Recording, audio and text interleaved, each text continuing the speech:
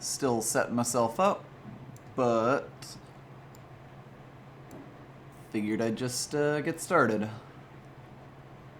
Make sure I have all the windows I need up, figure out how I'm gonna actually like order this shit, all that fun stuff. Make a tweet, I guess.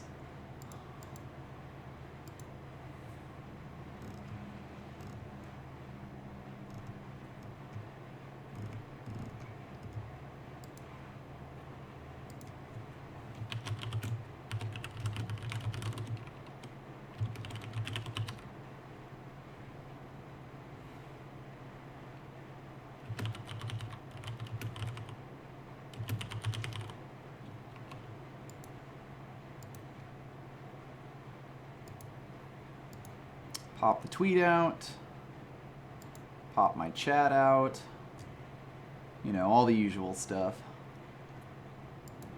I may have to like rearrange the game window once I actually open the game up, since I kind of want to let the game start itself because the theme music really sets the whole thing up really, really well, and I love it. Also, I think popping out the chat window may have kicked out some of the earlier messages that got sent. Because Twitch chat is kind of bad about that.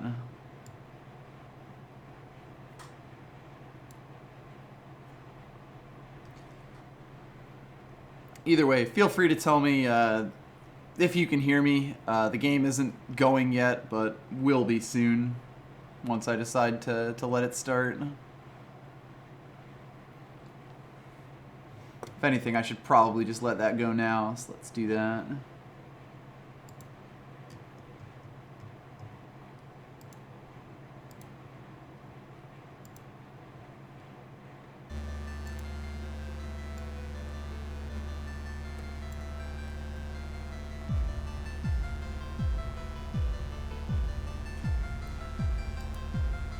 It's a very good question, Pirates Gap.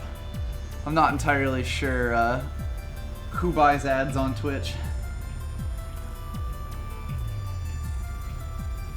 Certainly kind of an odd incentive structure. Anyway, we should hopefully be going now and getting this amazing, amazing soundtrack in. Because, God, I love the soundtrack for this game. It is one of the things that sells me on it so hard.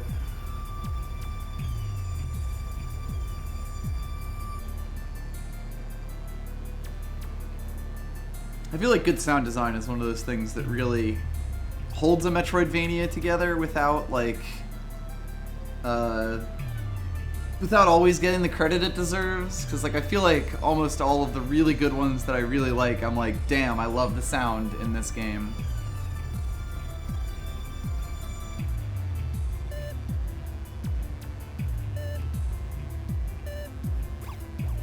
Also, hello, Will-O-Wisp.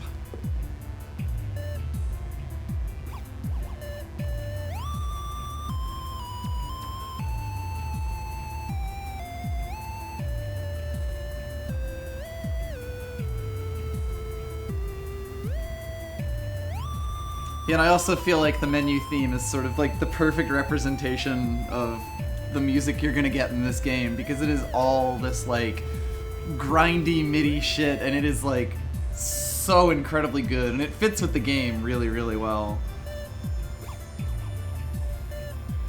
Yeah, exactly, Quark.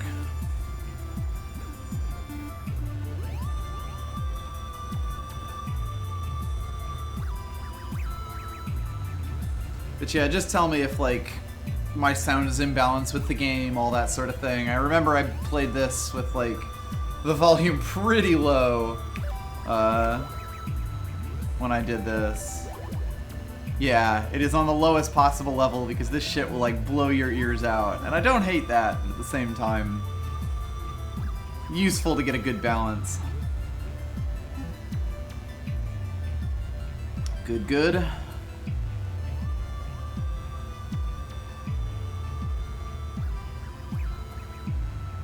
Yeah, I definitely agree, Civil Twilight. The original Metroid has so much, like, silence, and I think that does a lot for it. I mean, even Super plays with silence really well.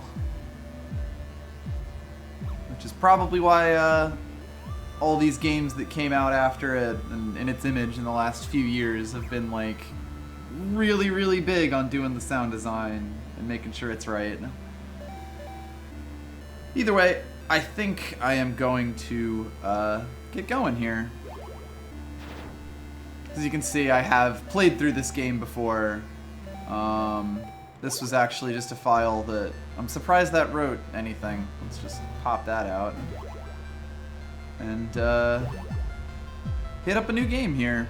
I'm going to be going through normal difficulty. I don't remember exactly what hard changes in the game, but I haven't played it in like a year and a half now, so probably best if I just stick with this.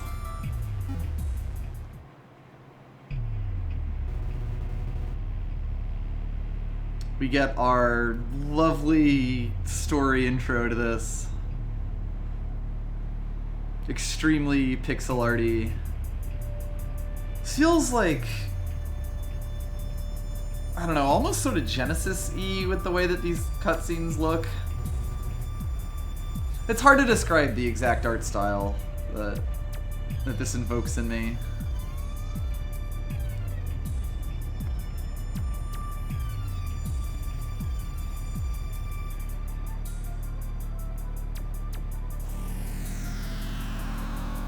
We get to do some science in New Mexico, which almost never goes well.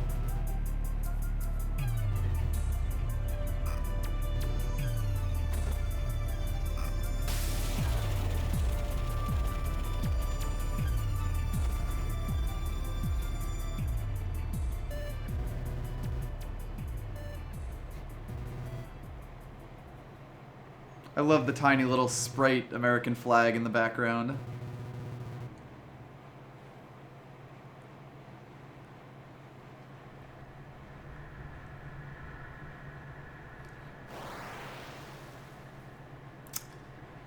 And so, here we begin. With a mysterious voice telling us to wake up after a fatal lab explosion.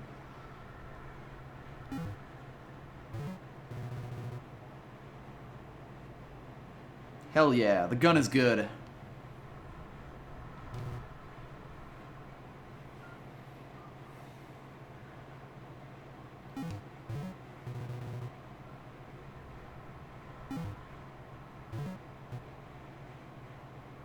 Also, do tell me if I'm going through the text too fast to read.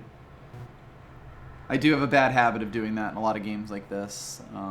This game doesn't have, like, a huge amount of texts, but it definitely does. Anyway, we do in fact have control over Trace here. We learn immediately that these lovely eggs are actually save points.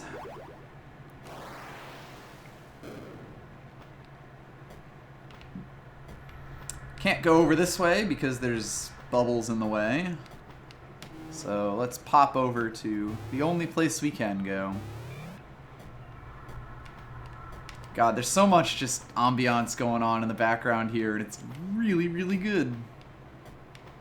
Yeah, no, he has the, like, 10-foot vertical leap going on.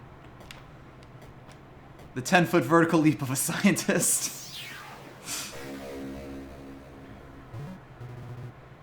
We got our Axiom Disruptor, a high-tech biomechanoid weapon.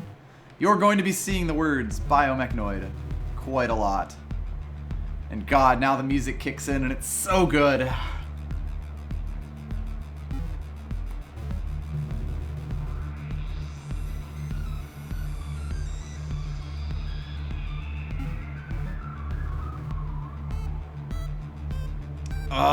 This is such a good theme to, like, start in. So basically every level has a different theme, and all the levels are fairly compact in this game.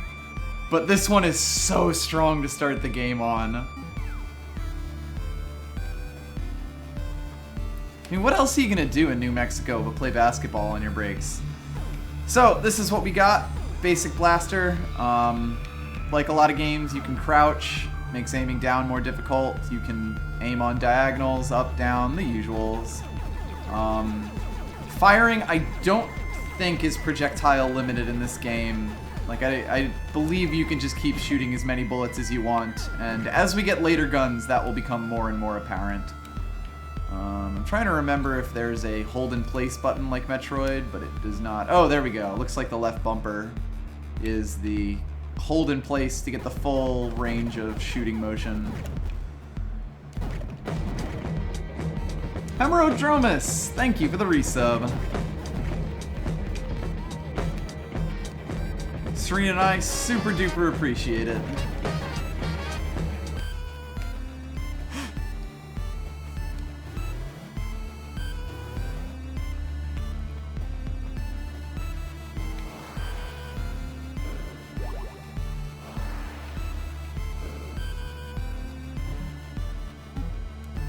Oh yeah, we also get this map system, which has a few things that I really like that I will eventually get around to. We have some notes, which will form like our bonus collectibles. We have an inventory, which you'll notice that there's a absolutely fucking gigantic number of weapons in this game. It is completely wild. And then we have some upgrades and power-ups. So we will see what we can do with all those. Hello, pleasing fungus. Ah, yeah, Watsubon, you missed the intro. We get our basic enemies, the crawlers that you'll see everywhere. But mostly this room is just an intro, you know. All the usual good fun mechanics.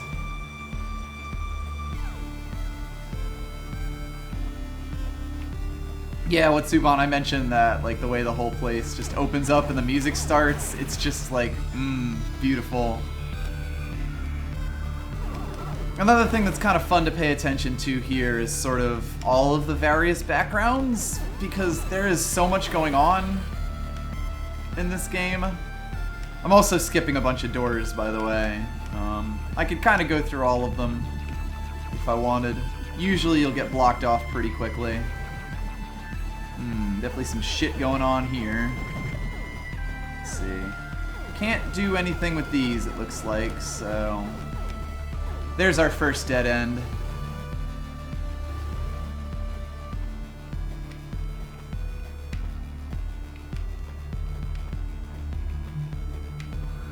Yeah, another thing that you'll notice when I shoot the enemies is they sort of like fuzz out when they take damage like that and then explode into a billion pieces, which is interesting.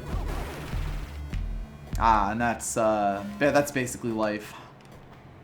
So if I had taken any damage up to this point, we would get to see that.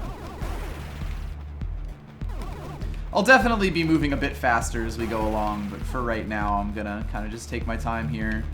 Obviously, don't have whatever's gonna let us get to that lovely orb over there, so this door is off limits. Looks like by the map, we have 2 doors we could go through here. Yeah, the game also, like, it's a sprite-based game, but it does a lot of, like, cute little rendering tricks for things that will become much more apparent as we get more and more things. Oh, here's another room that just cuts us off immediately, so... Looks like there's just one place to go, as is Metroid tradition.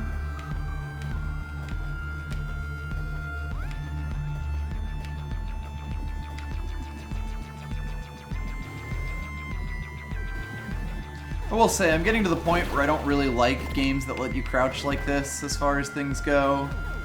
Mostly because I feel like shooting down is a more useful thing to do than crouching in almost situations and creates a big hitbox. But I do think this game feels really, really good to play and move around in overall. Like, the jump in this game just feels right. Just the right amount of height that you get with it, speed that you fall, that sort of thing. You can farm health off of this thing, but it's also kind of in the way. So let's deal with that.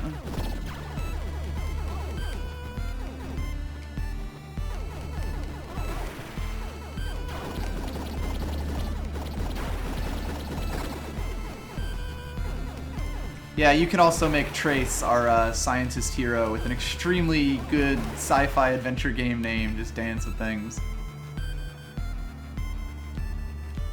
It's really good. The music in this game will basically get stuck in your head and stick there, and I love it. Looks like there is a way to go up here. You'll get sucked into doors, which is nice. You don't have to worry about, like, jumping up into a door and then kind of falling over and feeling sad about it. That guy, certainly a bigger, more difficult looking enemy, but not doing too much to us right now. A lot of health, though.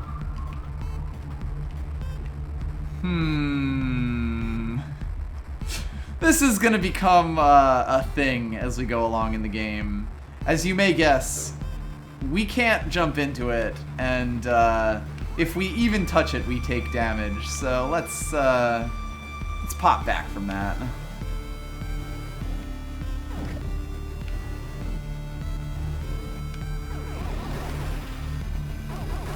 Incidentally, one thing that this game does that I like, and I am going to just jump real quick back into this room, but that I wish they had done more with, is if you go onto the map, you'll see that my left and right trigger buttons are set reminders. This basically lets you mark a place on the map with an L or an R, or sorry, a 1 or a 2, to set the, there we go, yeah. To set, like, if you want to say, I want to look at this map at some point, or, you know, I want to remember that there's something in here in the future, you can just place this little marker down and be like, bam, now you know to, like, go check this out whenever you get the jump up. The only problem I have with it is that I really wish I could set as many reminders as I wanted, and I really wish there were notes on it. I've heard Aquaria lets you just put down, like, you know, write little notes to yourself on parts of the map. I wish every fucking Metroidvania game for the PC did that, because the one problem you have with games like this is, you always lose track of all the places that look interesting to you that you know you'll be able to come back to later. Anyway. We'll get more into that once I have more places that I think I might want to take a look at again. It's the sort of thing that, like, I really like that I can put that reminder down there on the map, but I really wish I could say, this is why, because we're not going to get an upgrade that'll let us get through that for quite a while. At least if I remember correctly.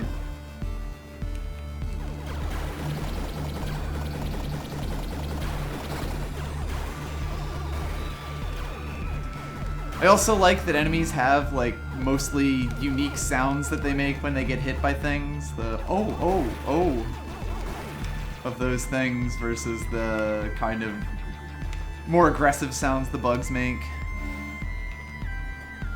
Yeah, like, I feel like markers, in the very least, should be required for any game like this that expects you to come back later with upgrades. On a game with that's for, like, you know, where the developer can assume you have a keyboard, I think it should be mandatory to let you write your own notes, because that's kind of half the fun of exploration. Looks like we are kind of being funneled into this room here.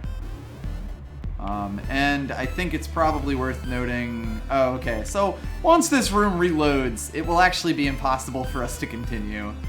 I think rooms tend to reload on a 2-room system. But basically, we're kind of creating a mini little point of no return for ourselves here. Which is good. It's useful to be able to force the player to go into a specific place and actually, like, you know, engage with the mechanics in that place. Egg.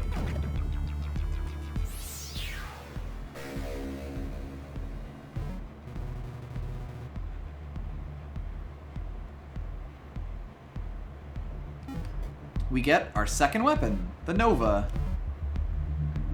If we go over to our weapon screen, you can basically see that I can just set this however I'd like. I will also, I believe, be able to, yeah. So if I use the thumbstick here, I am able to pick which weapon I want. The Nova is basically useless except for opening doors, so we'll be going back to the Axiom Disruptor.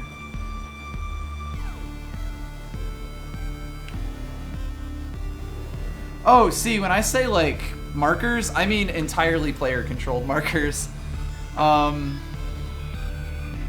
Like, basically, you, the player, put down a marker at a spot and say, this thing here looks like I could get through it with X, and then it sort of lets you control the space a little more, rather than the game doing it for you. I haven't really shown this off, so basically what this weapon does is shoots out one little ball, and if you press the fire button again, it explodes into like 6 other little balls.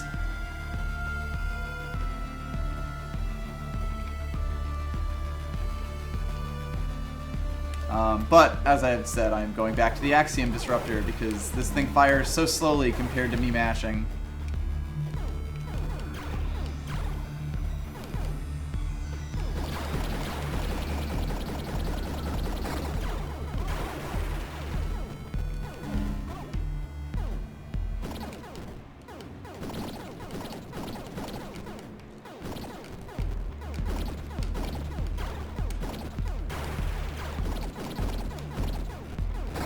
These things take quite a few hits.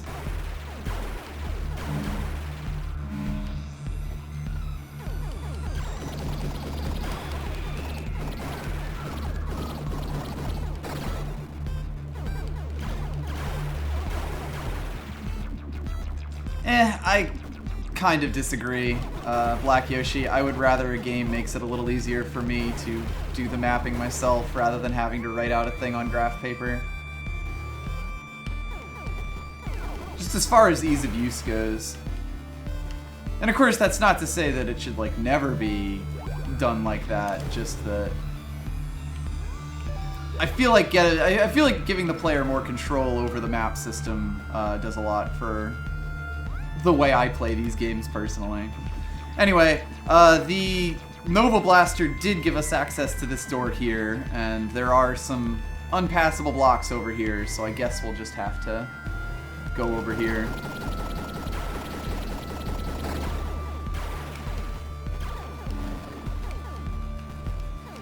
There's also a bunch of these bugs, and these bugs are real fuckers.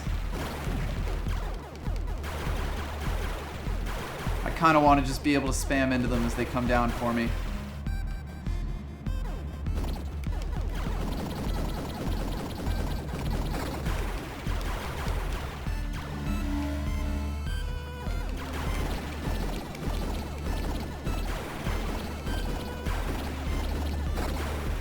Pop through this baby, and we are getting to a very red room over here.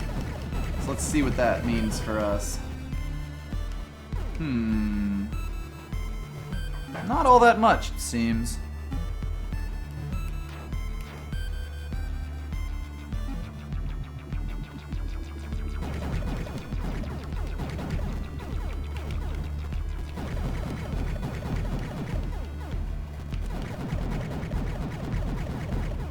Or maybe...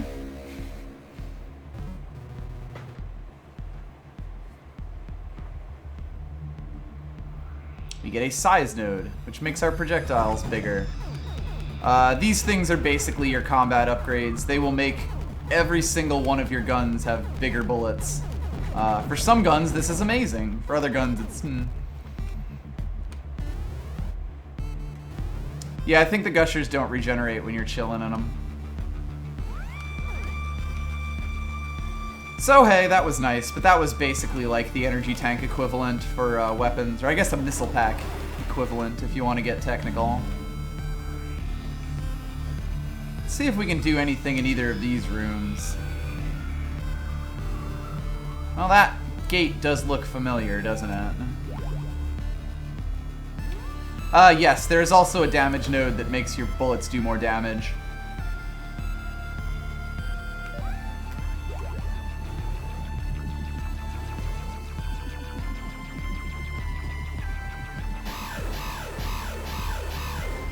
I forgot about those very loud boys.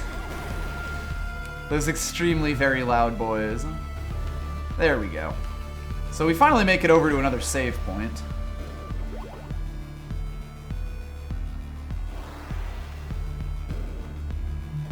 We also get the ability to jump up into the top of this room. One thing is, I think that almost every save point is 2 levels in this game. And one thing that I kind of wish is that they did more with the second level of most of those save points. They're also always marked off in that, like, aquamarine color in your map. In case you were wondering. So, get that save in. I believe save points fully heal you, by the way. I should just make sure about that. Take a little damage.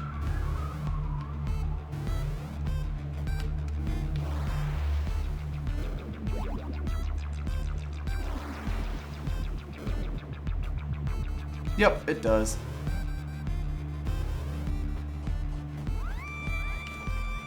Whoops. Maybe now I'll have to go back to that on purpose, because I was just trying to jump up on that side.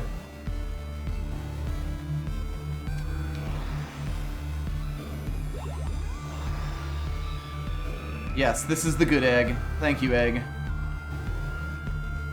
Alright, let's actually try to get into that room without missing the jump. The music seems to have stopped. And, this door appears to be red. Oh, and you may notice that as I walk over into this area, there's a bit of a dithering effect on the screen, or like a CRT television kind of thing. Keep that in mind. That's not necessarily normal. It's over this cutscene too. That's pretty funny. Demon.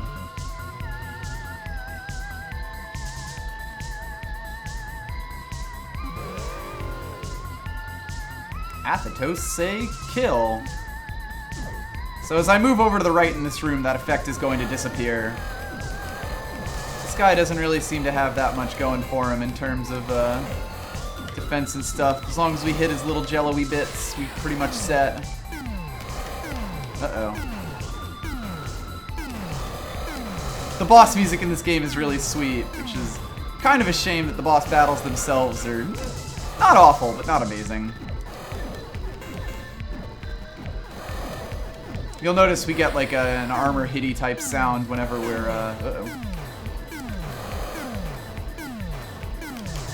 whenever we are not doing damage to the enemy, and it gets that staticky effect whenever we are, so it communicates that really well.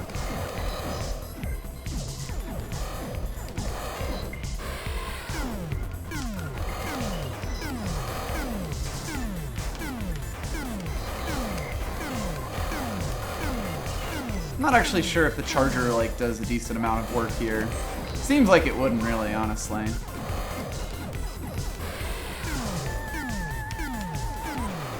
There we go. I can't believe he hit me like that, you fucker. Bosses always drop a ridiculous amount of health. Yeah, we're gonna have to work our way to out of bounds. I mean, luckily for us, there is an area nearby that I may have to visit a little later. In fact, I am actually going to mark this off on the map, and it'll become reasonable for me to actually want to explore this. I'm actually pretty surprised. Yeah, so I'm just going to move this reminder over to here.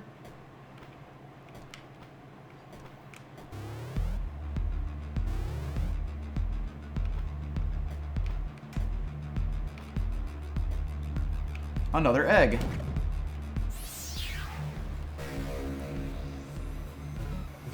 This egg has a laser drill. So this is going to be one of our first block destroy playthrough things. It's a drill. It drills. You can use it to get through all these rock formations, which is nice. Yeah, the warning rooms are really good, just really good ideas in general.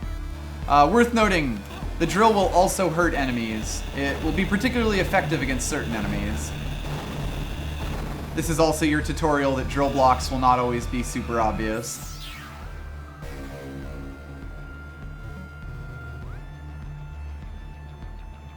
Power node permanently increases weapon and item damage. So this means that our drill and our bullets are now better. I believe this also makes our drill better at drilling through things, so like it'll drill more quickly. Yeah, the drill is one of the major power-ups that you get. Functionally speaking, kind of replaces bombs as sort of an alternate weapon that also helps you get through terrain. There are some enemies that the drill makes very easy. I guess it kind of acts as like a melee weapon of sorts. I'm going to take a quick break to go to the bathroom though, so I will be right back.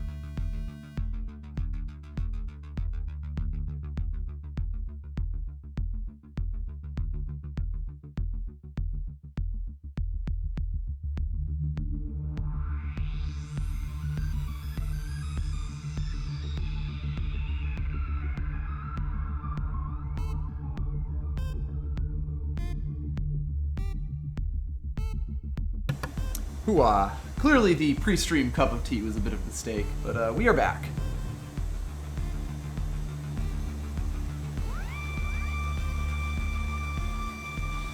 Yeah, so Quark, that is sort of one of the things that is sort of more of a general Metroidvania design thing. That as you get more and more upgrades, most of which destroy very specific blocks, particularly in a game where these blocks can be hidden from you, what will often tend to happen is that you will just go through pressing your face against every surface, using every single tool you have when you're basically going looking for secrets, and that's not really all that fun. So that's not great, but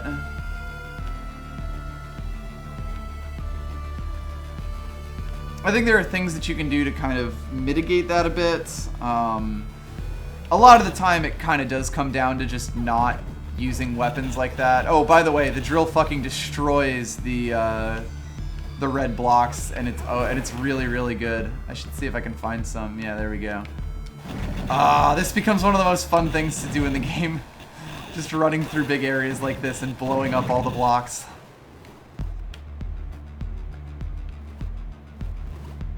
Yeah, Metroid definitely tried to streamline that a little bit in a way that I think a lot of games that take from Metroid didn't necessarily learn about.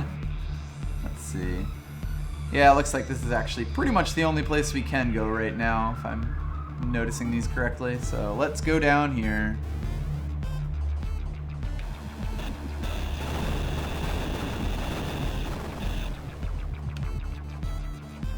I'm just going to avoid that because those things will just jump at me like crazy. And I'm not a big fan of that. One of these is definitely going to come for me, but there we go. We get another one of these guys. Their aim's a bit off, though. We come up to another one of these rather strange areas. Still can't do much about that, and honestly, that's a pretty tiny wall anyway.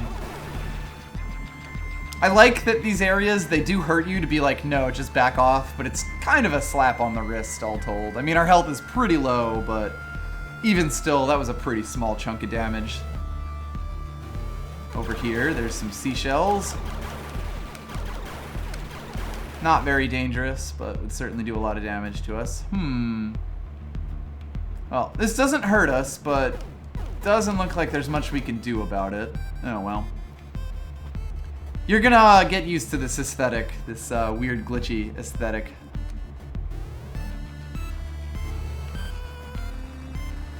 Yeah, I mean, that's one thing I really like about ESA, Environmental Station Alpha, is that basically there is one weapon that breaks walls, and any walls that break via other things are clearly clearly delineated, which basically allows you as the player to, like, you know, run around shooting your gun all the time, but not have to worry about, okay, first I shoot my gun, then I place a bomb down, then I switch to my other weapon, and it streamlines the process really well.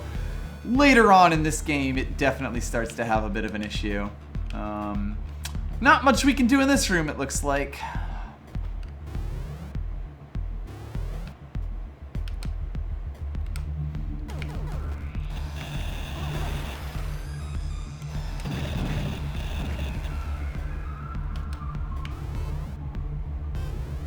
We're still fairly early on, and things are definitely still kind of not quite filled out and full of options yet, because we're basically dead-ending everywhere.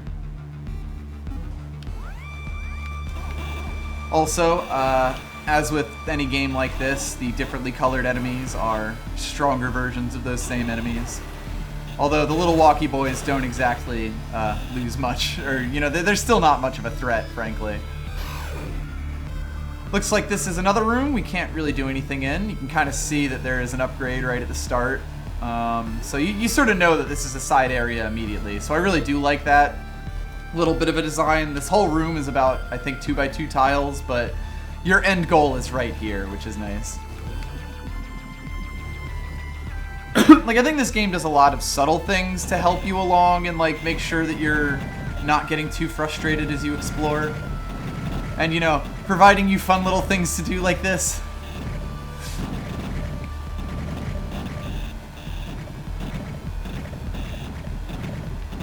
Honestly, I've never been a huge Castlevania fan in general. More because I haven't really played too many of the games, so most of my experience with the genre is very much on the Metroid side of things. For certain. Got another damage orb. Does it tell us? Yeah, there we are. Oh, sorry, which orb is this? I've totally forgotten. And it doesn't want to tell me. That's... I was not paying much attention. That's health. Okay, that was a health tank. Remember your types of orbs. It may save your life.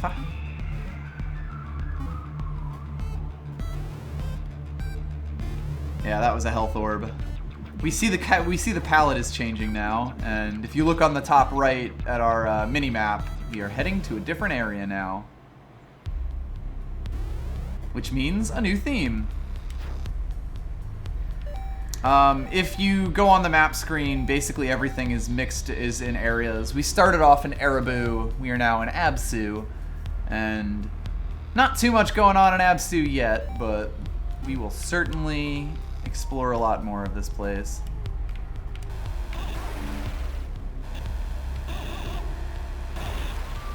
I do like that they sort of just put this shit here for you to mess around with, you know. There's no real reason that you need to use these blocks, but they're fun. There we go, another egg. I will start dying eventually, I promise, so it's very good to have egg going on. Also, God, those fade-ins and fade-outs of those lumpy bits just in random places is... ugh.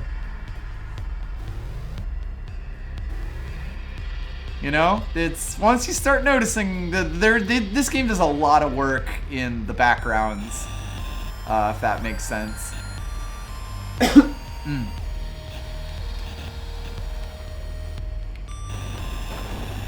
Oh, obviously, I'm just going to drill baby drill down here.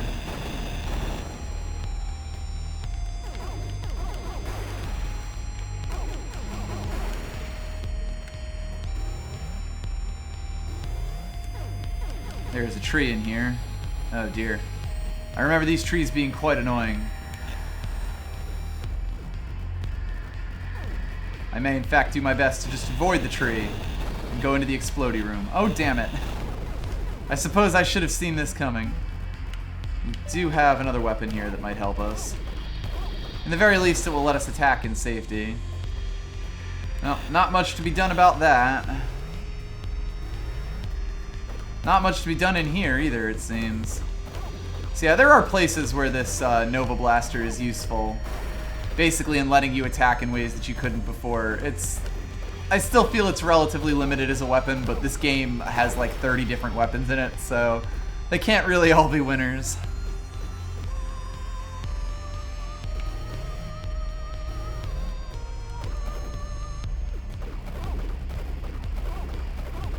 This weapon has its niche uses, and I think there's like a specific boss that weapon basically like trivializes.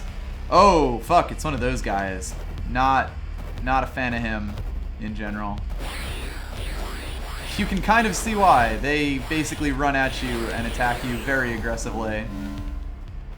They are big scary guys.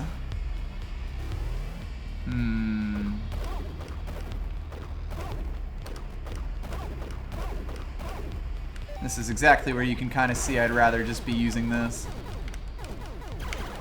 Ah, donuts.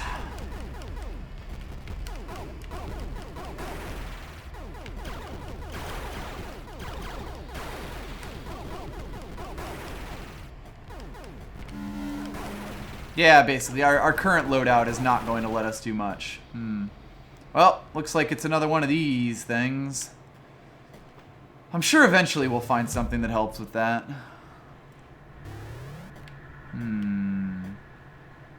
Boy, all these textures seem to be having some trouble.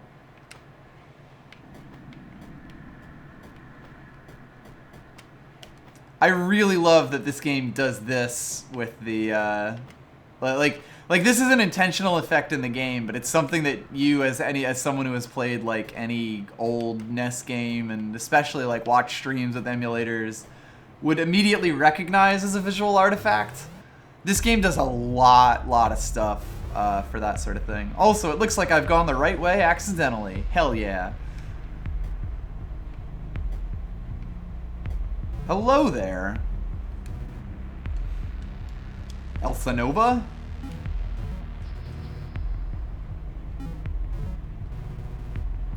Mind Machine. Please help me budget this power. My family is dying.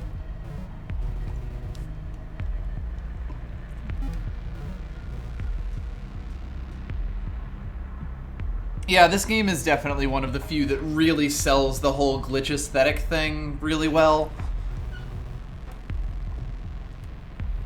Well, good night.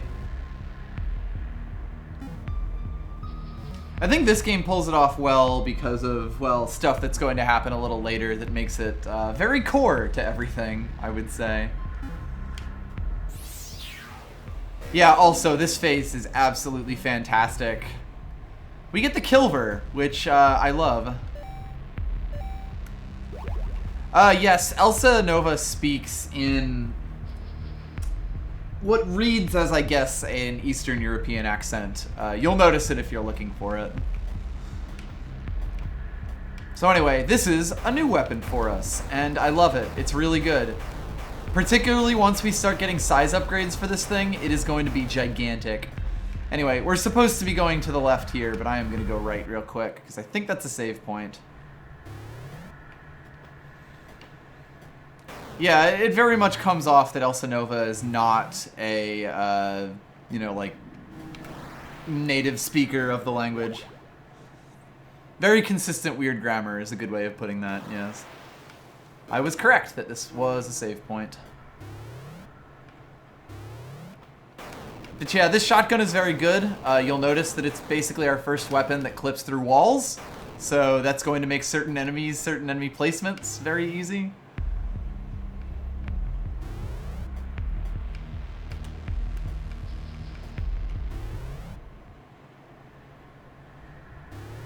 And you immediately get to use this thing to open up a door.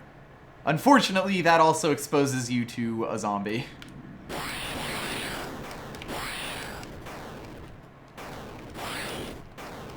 Their hitboxes are very large. You gonna jump at me? Am I gonna have to... You know what? No thanks. Let's go back over this way, which, if we take a quick look at the map... Oh, we are in a separate area, actually.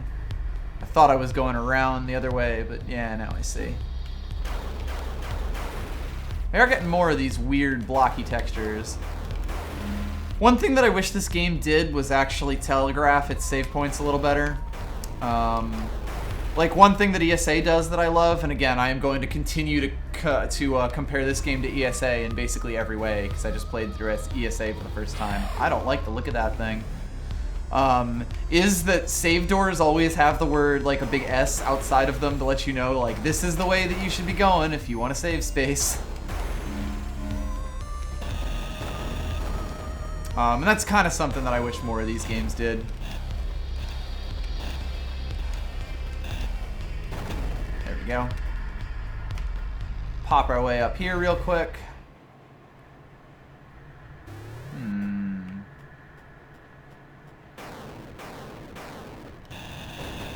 Ah, there we go. Well, this isn't a good prize at all. It's a zombie. We do actually loop over back to the main room in this way. Which is good, because I want to hit the save room real quick.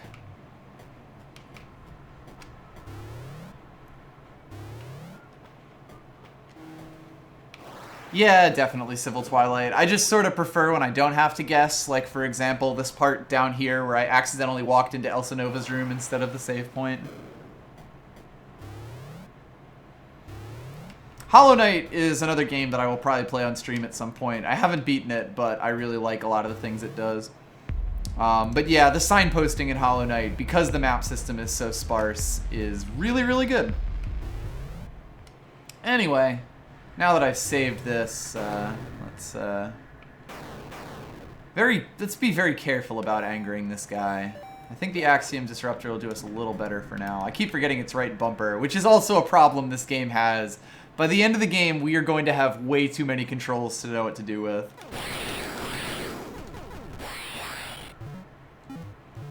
Oops. That is, I think, one of the biggest weaknesses of the game. You want to jump at me? Come on. Come on. There we go.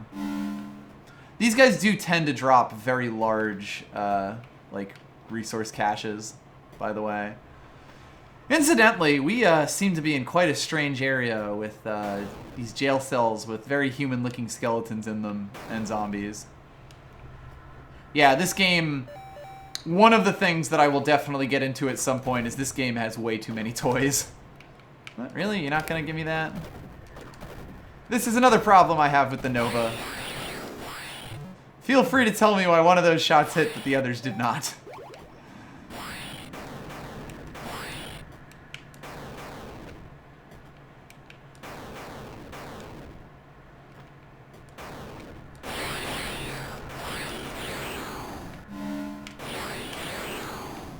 Ah, we do see some glowy item in one of these jail cells, but since we can't seem to drill through anything around here, it looks like we don't really have the tools for this quite yet.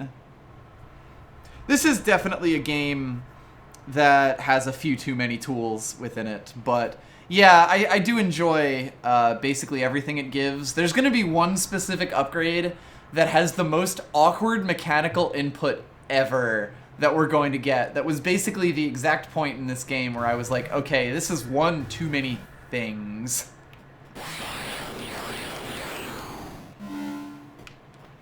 Which, again, is something that we'll be able to get into, where it's like, you always do want to be able to give your player new, interesting things to do at any given time, but that you sort of have to balance that with enough mechanical simplicity to be able to, like, do things. Anyway,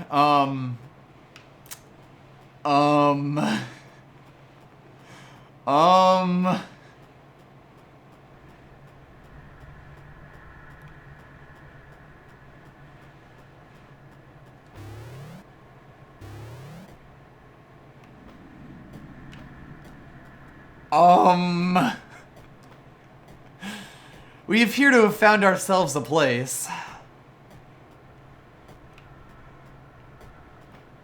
There also seems to be something in the middle of the room, but we can't really see much beyond the giant skeleton pile that we appear to have wandered into.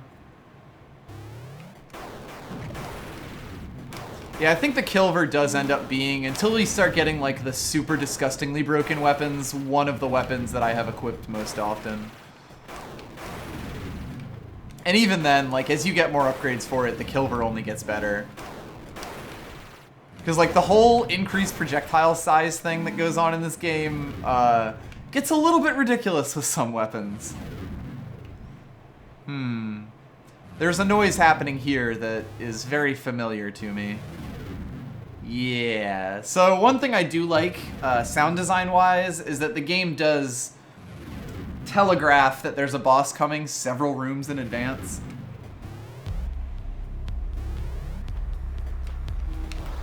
And normally I would probably go explore basically everything I could before bosses, but in the interest of just keeping this moving, this is the direction that I've gone in, so I might as well go with it.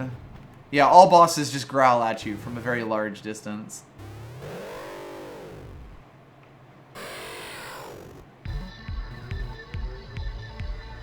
Interesting.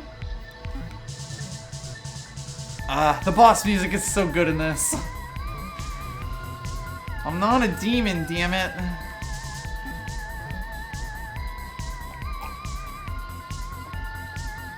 Talk. Yeah, let's talk. I'm Trace. Ah, shit.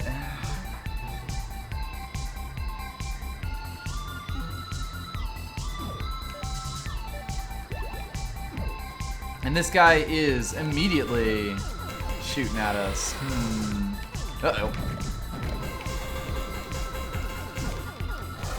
Ah, we have found the point of contact.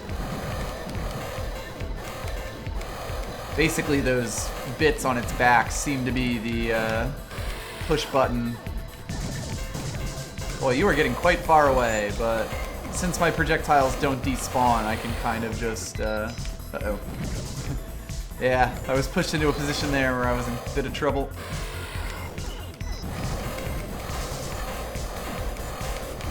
Uh-oh. That said, this is a fairly simple pattern. And he doesn't look like he's doing too well, considering how red he is.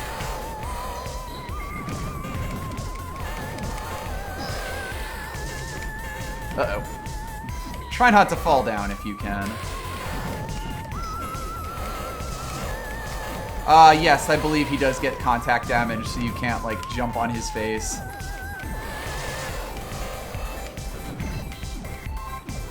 There's a bit of a weird spacing to these projectiles. Also, oh my god, I'm about to die, huh?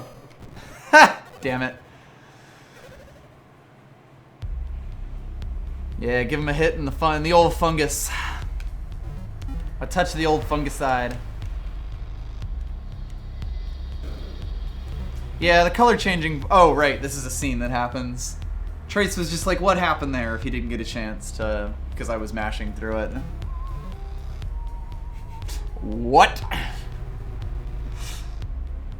Could you try saying that? Nope.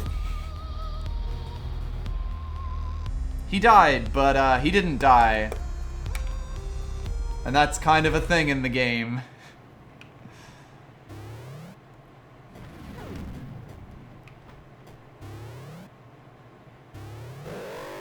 Thank you, mind machines. Yeah, that's kind of the thing about it.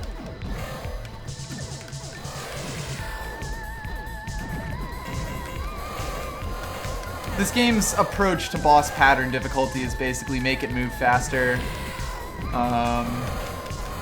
As you try to pour as many shots as possible into it. Like, you'll notice the spacing on these is very generous to us right now.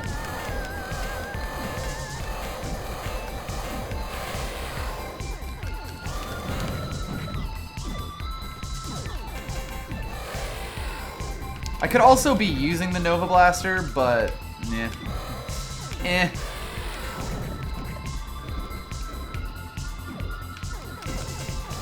When he gets up close like that, I might be better served just by hiding.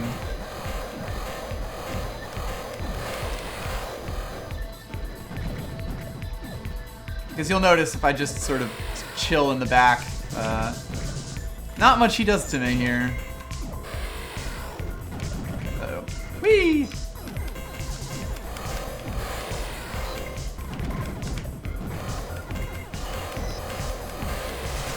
There is one boss in particular that I kind of just fucking hate in this game.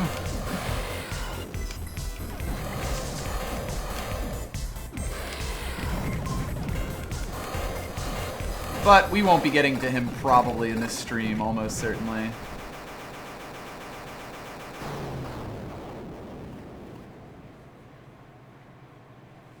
Oh yeah, also, you can hypothetically beat this guy by just walking through him, and he does not have any way to turn around. So that is one way you could trivialize this boss.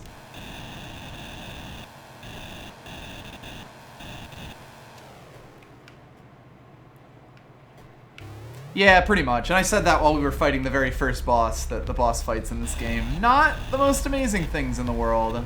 Oops. They look sweet as hell, but in general, a lot of it is sort of just finding the place where you take the least damage while you can spam as much damage as possible into them. And once we get later upgrades, it kind of gets worse. You'll see why. That said, this is a pretty big room for another egg.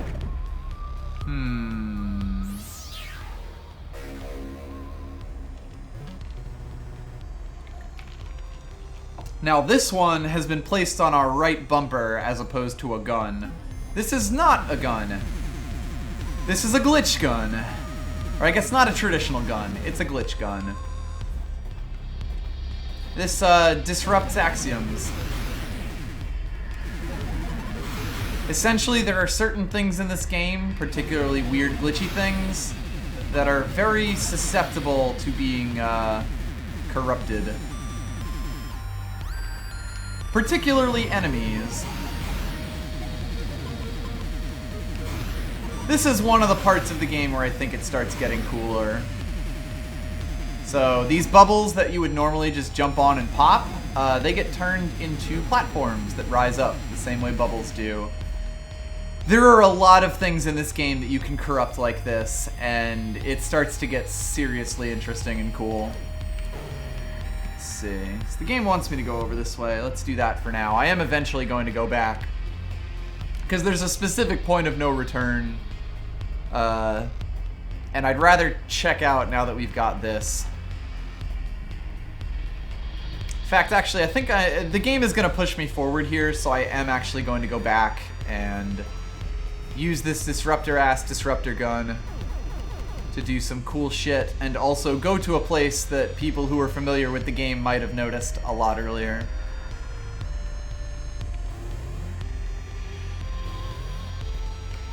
Yeah, so the thing about this gun is basically that you want to just be shooting it at, like, everything. Just pop over to the save point so I don't kill myself as I'm doing this thing. I wanted to get this gun before I went back to the next area. I don't think I need it, or to the thing that I wanted to see there.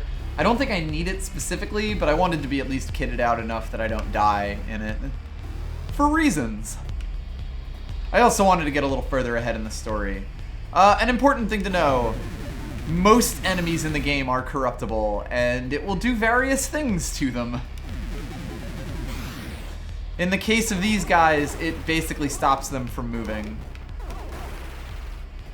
And possibly makes them drop more health, I don't quite recall.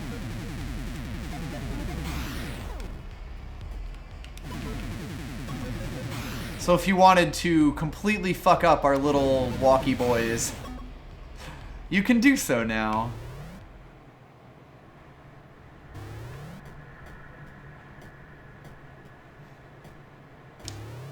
Yeah, I think almost every enemy is at least somewhat breakable.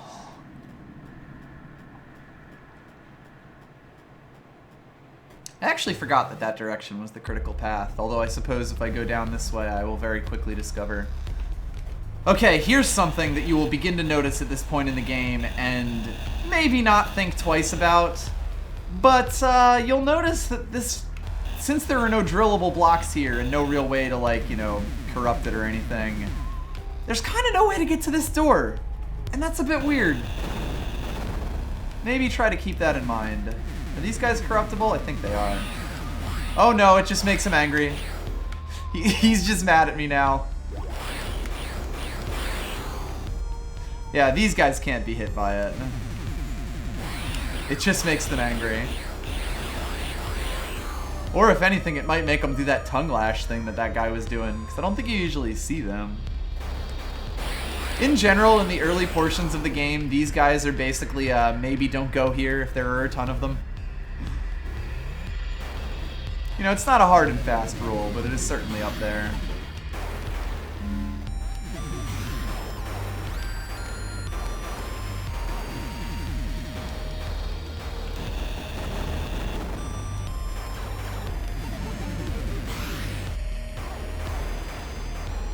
When we corrupt the donuts, I'm not sure it really does anything to them except make them angry.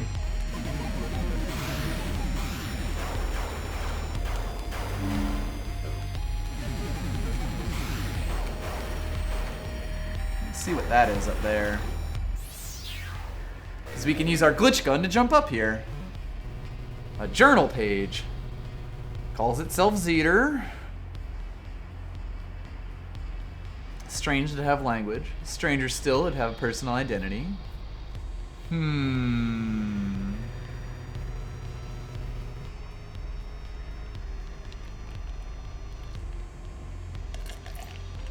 Might reduce their health. That would make sense.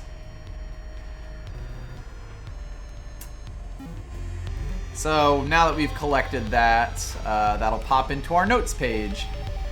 There are quite a few of these to collect.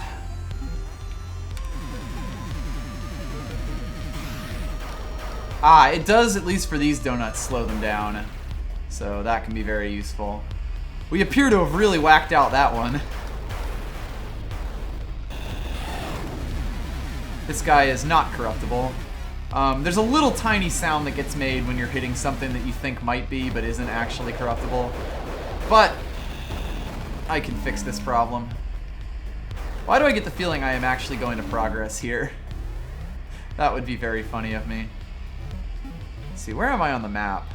Seems like we're kind of getting to somewhere. God. I keep going off on tangents when I mean to go play this game a certain way.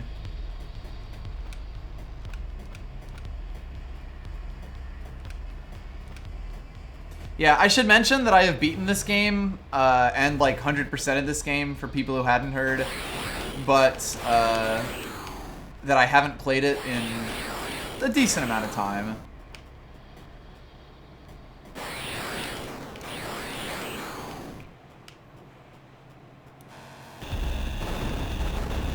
Oh, now I remember what the corrupted donuts do, yes. Now I know. And knowing is half the battle, it turns out. Yeah, basically everything animates with the music, which is extremely aesthetic.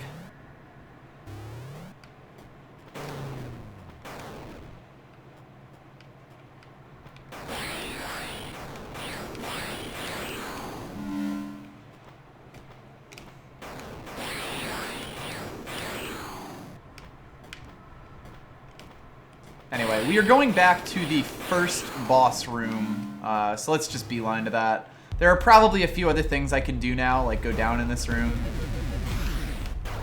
Ah, the hell donut, there we go.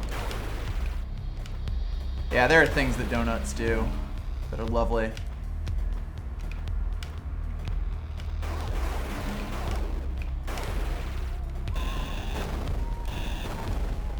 Can't quite make it up here. Excuse me, sir. But I can definitely cheese this.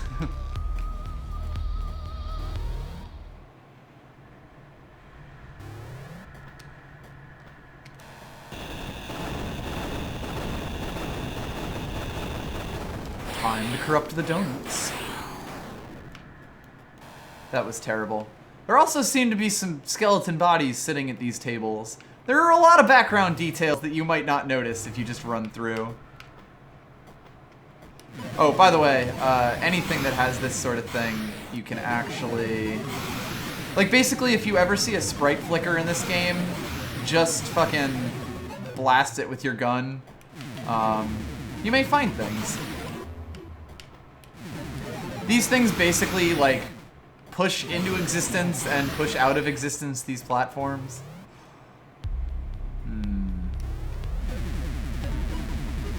Let's see. Well, we are getting the can't do anything noise for this, so it looks like our glitch gun is just not quite powerful enough to deal with that yet.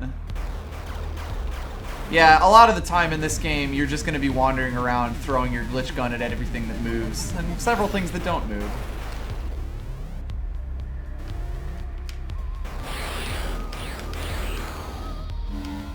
I think a lot of the combat loops in this game are one of the biggest things I don't like about it, if that makes sense. Like, the way that you fight a lot of enemies is sort of just like, meh. We can use the shotgun to grab that, though. So, we get a fragment of a health node, which is not a full health node, because they can't just keep giving you extra tanks of health constantly. Yeah, basically, our glitch gun is not quite glitchy enough. Oh, do these guys take it? Yeah, they do. I believe what this does is stops them from shooting. Oh, no.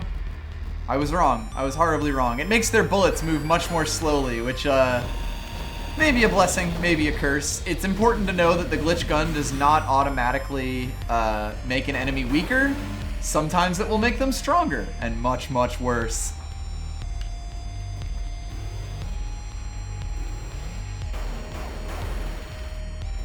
Let's see, we could keep going downwards, but again, I am trying to make my way back to Erebu to go to the first boss room. Which, luckily, is actually telegraphed on our map by the red color, and also by the note that I left.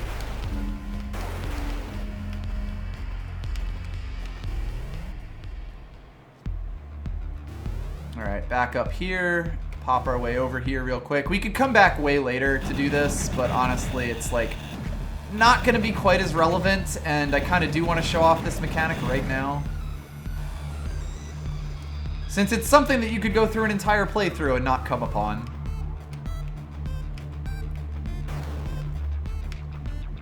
Oops. Can I actually jump up here? I should be able to. At least I'm pretty sure. Yeah, there we go. Just a surprisingly tight jump. Just to make sure. Okay, yeah, it's next room over.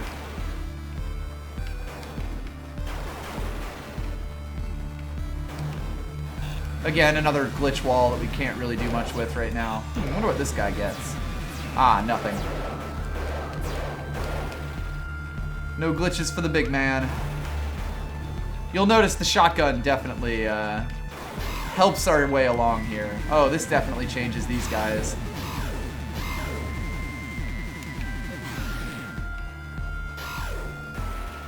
Makes them create platforms and then explode when they hit the wall.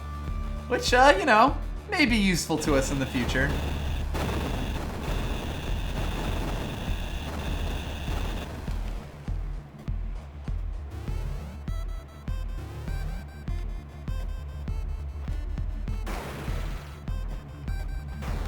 Yeah, also, ESA was basically one guy doing all the stuff except for the music and sound design. I should probably save, and also I want to go through that door anyway. The save will be important.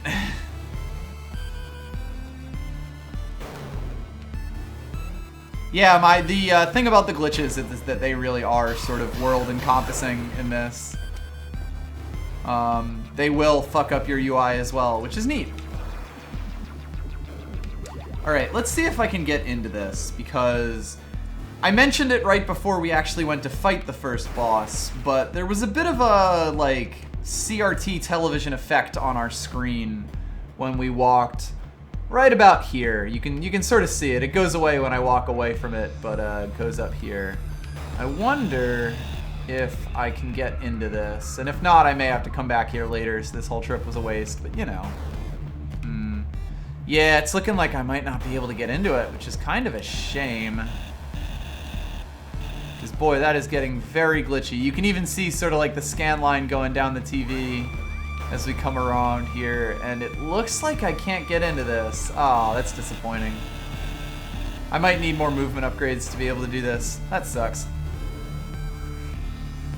Because it's either here or here, and if I could do this, I would be able to sort of just walk into it, but it's looking like I can't. Boo. Oh, that might work. So I think you'll notice, yeah, it goes away if we go further out.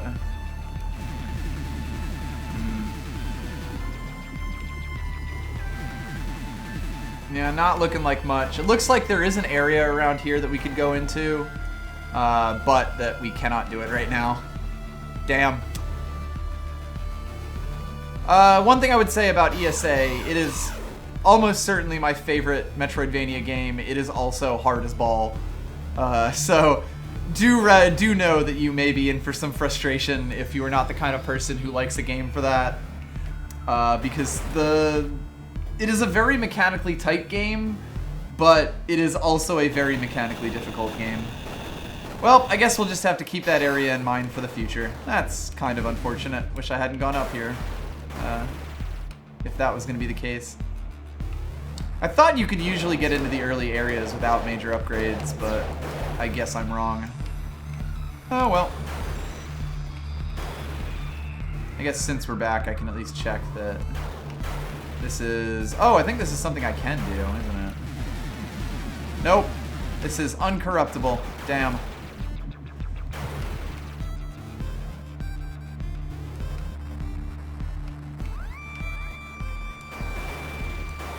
You'll also notice the really strong glitches tend to have a very, like they crackle the soundtrack a bit. I mean, yeah, I only played ESA for the first time, like, this month, or I guess last month, technically. And it very quickly became one of my favorite Metroidvania games.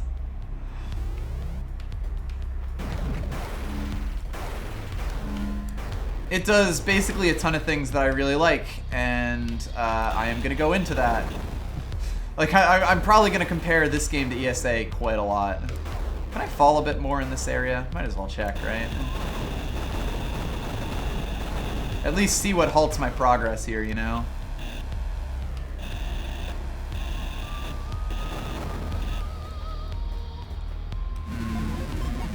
Yeah, it looks like this actually links back over... Ah, yeah, there we go.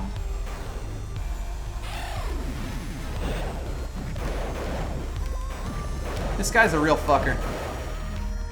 Luckily, he tends to drop a lot of health for you.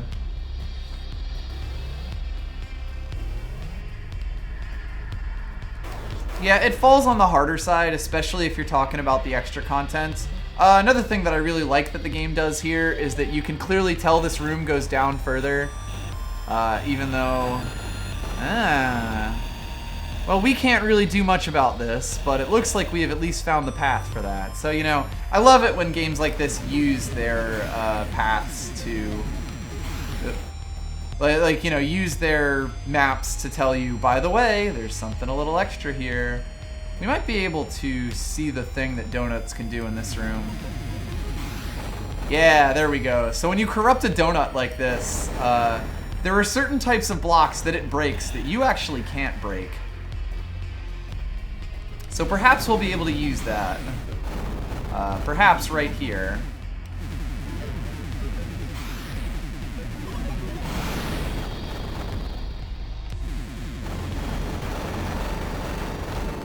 Oops. I was not paying attention. I got wrecked by a donut.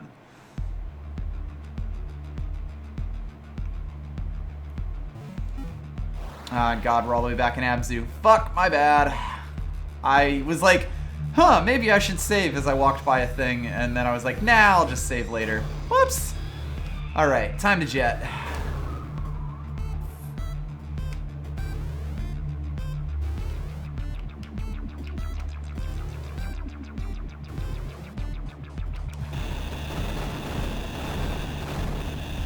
Yeah, I cannot believe we got donut smacked as hard as we did.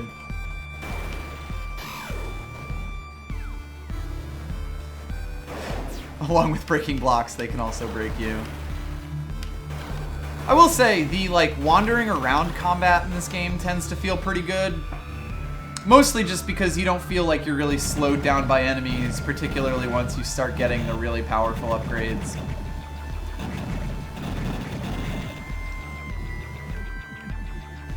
Yeah, that was a pure hubris moment right there. My bad. Maybe they should dough less. Maybe they should not. So yeah, we'll save at this thing, and then we'll go back to that room with the donut explosions. Because I do know the critical path is to our right, so whatever's to our left is sure to be more interesting than that, right?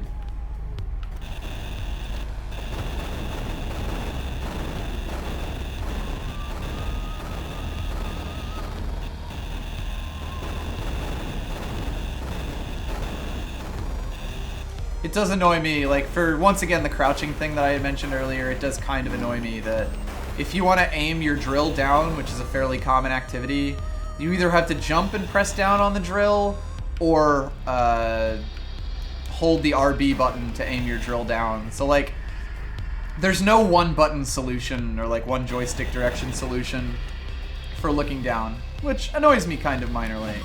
Anyway, we are back in the donuts room. It's time to make the donuts. And this time I will actually kill the donuts that threaten to kill me.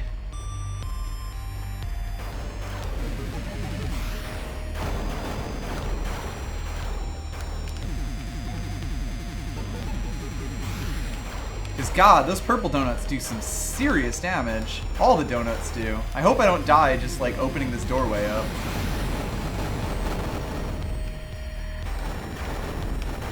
The Kilver is perhaps not the exact best weapon for this, considering I have to be close to these donuts, and the donuts do not retreat ever.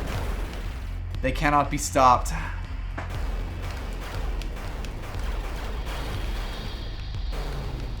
There we go. For our troubles, we get a power node fragment, which is just like a health node fragment, just, you know, for power nodes.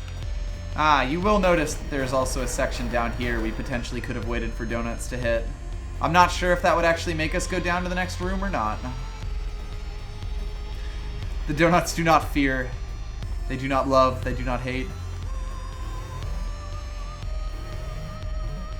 Become as donuts. Okay, let's actually go where we're supposed to be going now.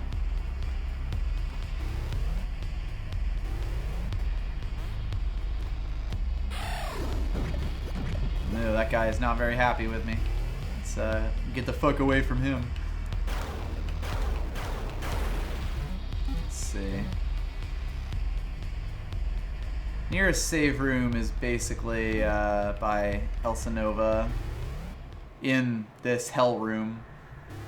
So as long as I survive this zombie, I should be good.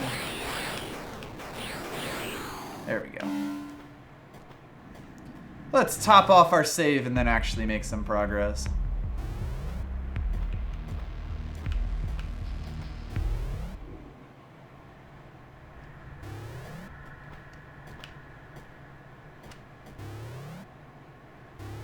There is one specific upgrade I really want to get, and I don't forget how... I don't remember exactly how far into the game is. I believe... I think it's just far enough in the game to make you feel a certain way about the game and like see the game's levels in a certain way, and then suddenly it just completely breaks your expectations. So hopefully I'll reach it by the time we get to the end of this. This may end up being a slightly longer stream. We shall see.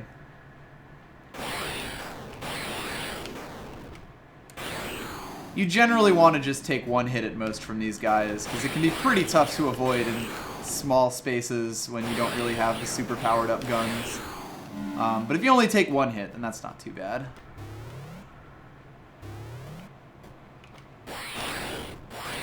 The game also definitely sets up situations where it like expects you to take hits from these guys. Yeah, the upgrade fragments definitely feel like they didn't have enough, like, you know, candies to give the, you know, or like rewards to give the player for going into all the places they wanted the player to go into. So they were like, shit, let's just do fragments. The Kilver definitely wrecks them, but it's really difficult, particularly in small spaces because they're so close to you, to avoid taking a hit from them at least once. Luckily, they drop a lot of health, so that's not too bad. Like, when you fight them in a wide open space, they will jump over the height of your character, which makes them very easy to beat. When you fight them in a hallway like this, their jump gets clipped, so it makes them a lot tougher to deal with. Anyway, back over this way.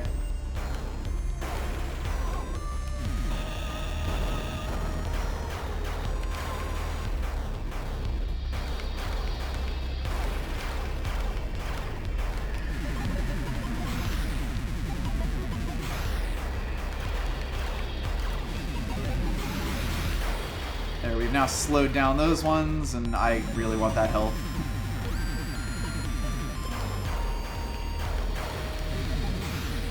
So let's make sure I jump up and get that. There we go.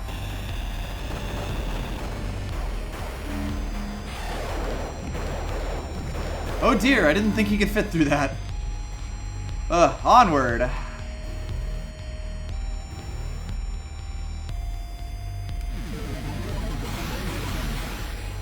So we get another one of these.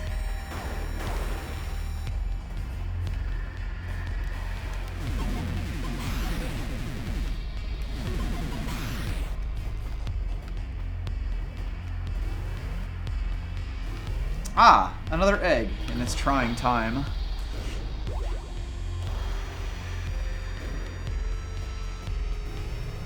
Yeah, exactly. You always feel really good when you get a missile upgrade in Metroid, because that's 5 more of your death missiles. Anyway, let's do a thing. I love that they just put that in, like, just a tiny little spot for you to be like, huh, I wonder if I can hit that. Ah, and you can. You can free the donut.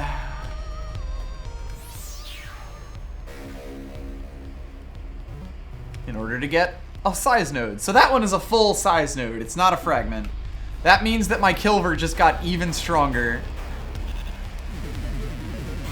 The size nodes are low-key one of the single strongest things in the entire game. Ah, looks like this has destroyed its way up to an entirely separate area. Neat. Let's see if there's anything else down here that we want to pay attention to. Ah, this is just a real big room, huh? Yeah, that's destroyed its way up to this spot.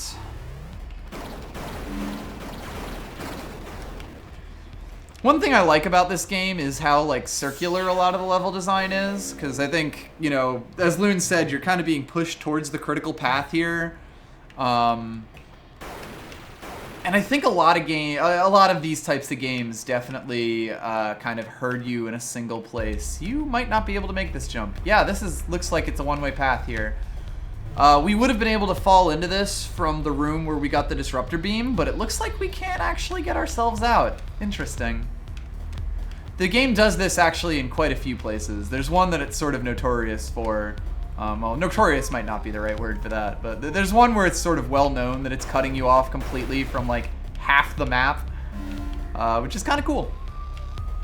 Yeah, good use of loops to simplify the map structure that I feel like a lot of Metroid games don't quite get right.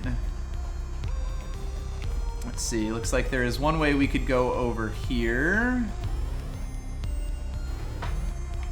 Yeah, the Kilver absolutely benefits from size nodes, like, more than anything else. It becomes absolutely gigantic. Anyway. When you corrupt these guys here, it corrupts every single one of them in the room. And when you kill them, it kills all of them. Which can be quite useful. Good to keep in mind, I suppose.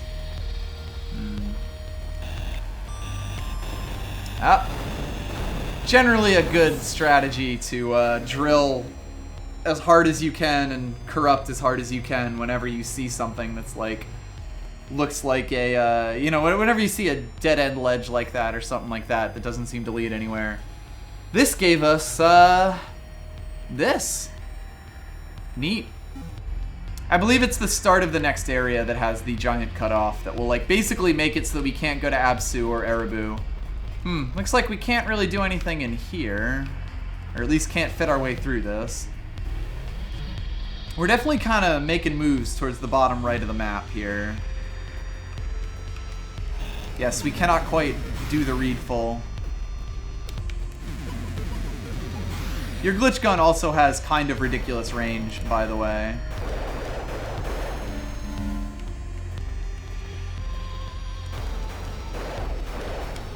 And it goes through walls by default, which means you can do shit like this to make a lot of enemies a lot easier to deal with. Well, it looks like there's another note there, kind of walled off in an area.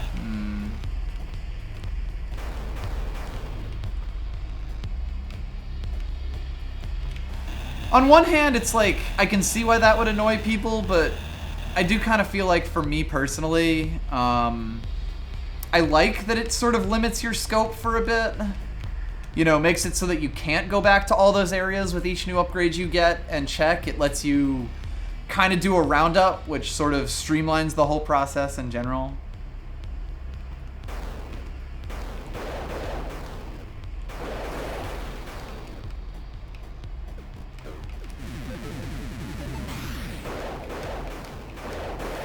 I was doing well, but now I'm kind of getting clowned. Still no luck trying to find something that'll let me get to that note, unfortunately. Might be something we have to come back for later.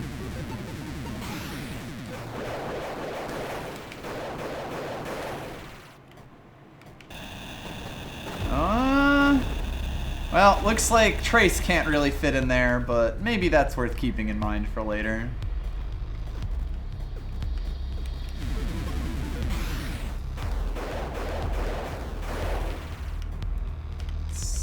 Not anything around here.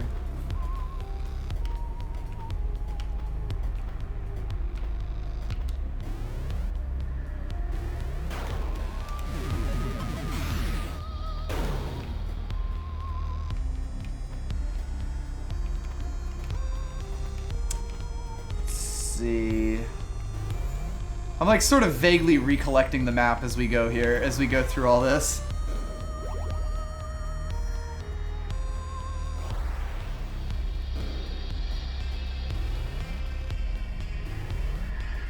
Yeah, it's a fair statement, Quark. This is definitely a game that I feel like a lot of people have a lot of, like, strong, varied opinions on, and I kind of think that's worth looking on its own.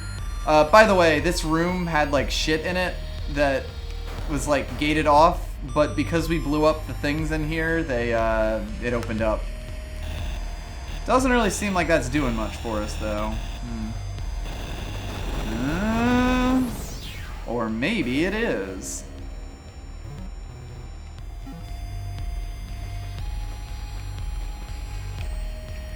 Two doors to go here. I happen to know off the top of my head that down is the way that we need to go, so let's see what's up first.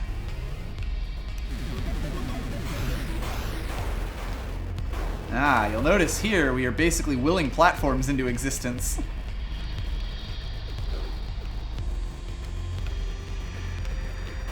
Which is good, because Core Trace is kind of wimpy as far as jumps go right now. I mean, you know, in relative terms, maybe not, but in game terms. We will this into existence and end up at another glitch wall we can't hit. Oh, well.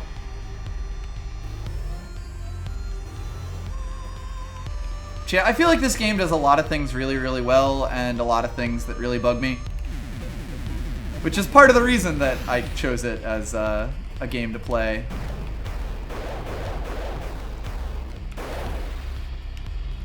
When Serene's around, I'm sure we'll have a ton more riveting discussion like this.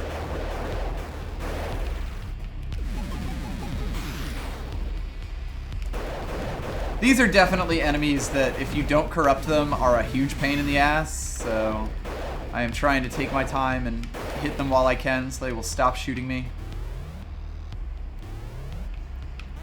Hello, Serene. I guess I'm saying more like in call.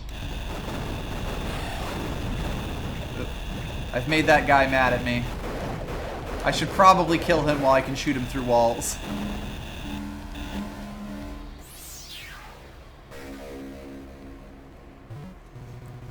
Yeah, I definitely agree, Fungus. Power node. Permanently increases damage. That's a good thing to get.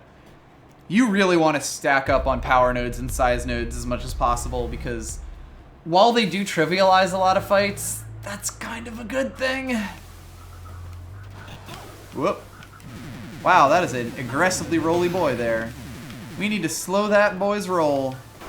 He will still come at us pretty aggressively, but not quite as badly. By the way, Steam will damage you and knock you back, so do be careful with it.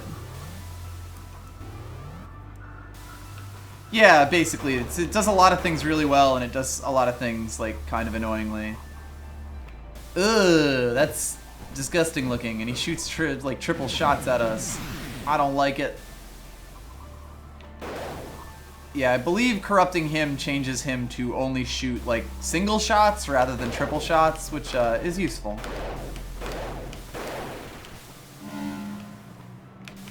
Ow. The steam tends to do minuscule damage, but does do damage nonetheless. Yeah, it also looks like it slows him down.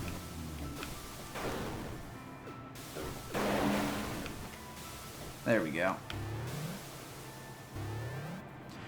Yeah, the fast travel system is also kind of like, on one hand it's hilarious, on the other hand it's not always ideal for where you want to go. I do applaud them for designing the map in a way that like makes it so that a teleporter function is kind of unnecessary, but it doesn't always hit, I would say. Okay, this is what I want to point out. This jump right here is the cutoff. When you're just going through this game, you will not know, but jumping down here is actually a point of no return for a shockingly long time in this game. We will not be able to get back up this ledge once we jump down for quite a while. Because as you can see, there is nothing you can do to get back here. And we will not be getting something that will let us get back here for quite some time. Ah, looks like we have 2 paths to go, at least assuming I can get up from this room, which I don't think I can. I think right is progress. That said, I will be right back.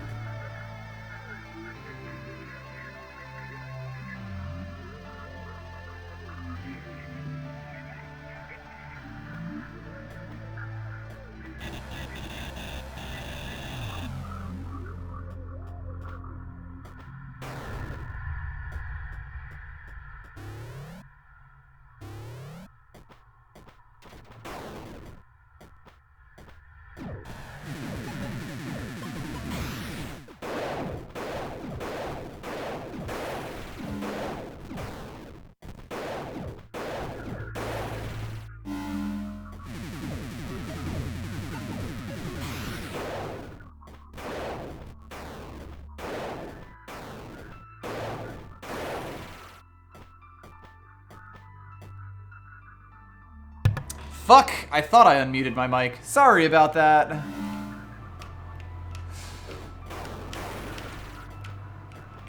Rip me.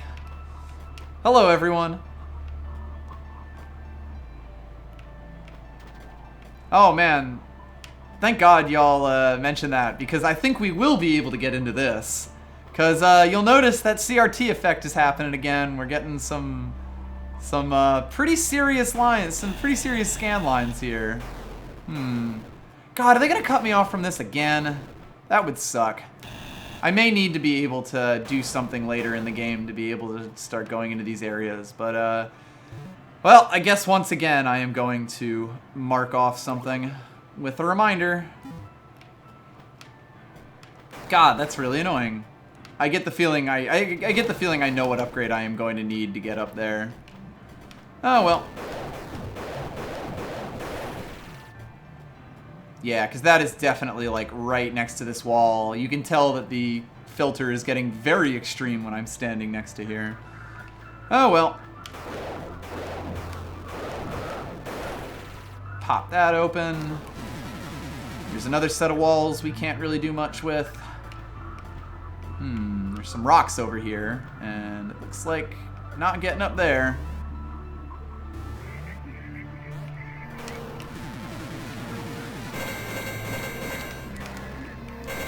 The Kilver works really well on those things.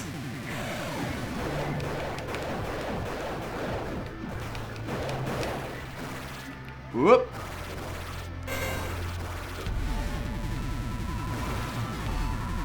Wow, I am just getting absolutely murdered right now. Totally forgot about those things. There go my bits. Luckily, we're pretty close.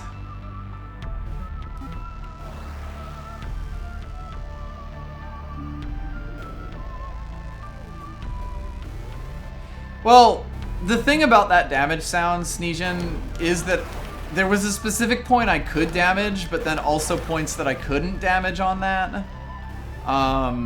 So it was making both the you hit this noise and the you can't hit this noise, which definitely parses a little weird.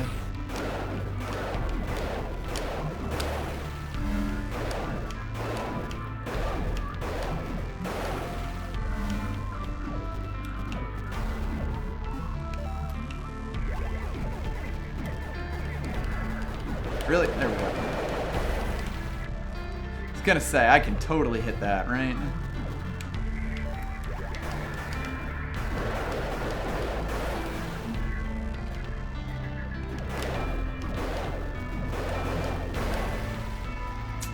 There we go, onward. So if I switch over to the Axiom Disruptor, yeah, you'll see that I can't hit the tops or the bottoms of it, but that I can hit this.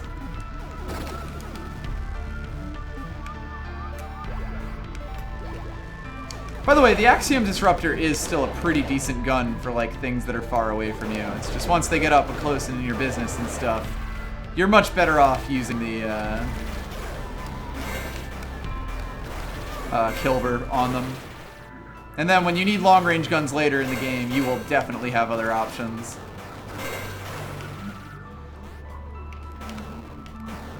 Can't get up on this platform. It doesn't really look like there's anything I can do to make that happen. Remember, yeah, this doesn't do anything to these guys.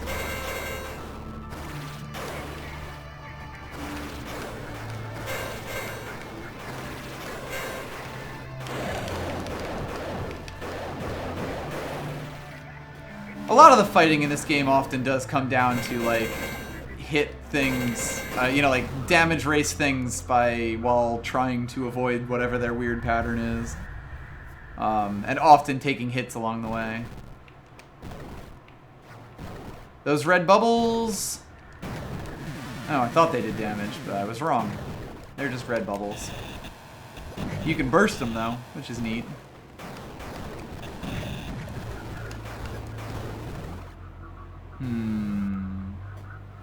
Looks like there's another one of these jail cell rooms here.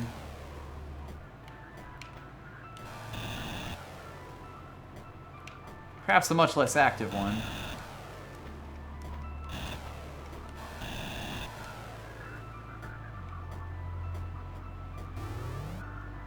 Oop.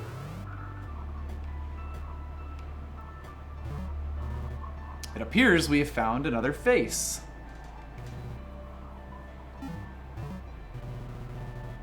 Ah, Varuska.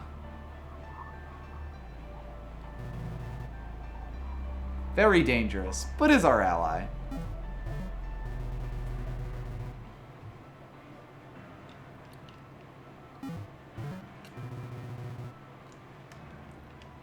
Rusolki. Keep that name in mind, I suppose.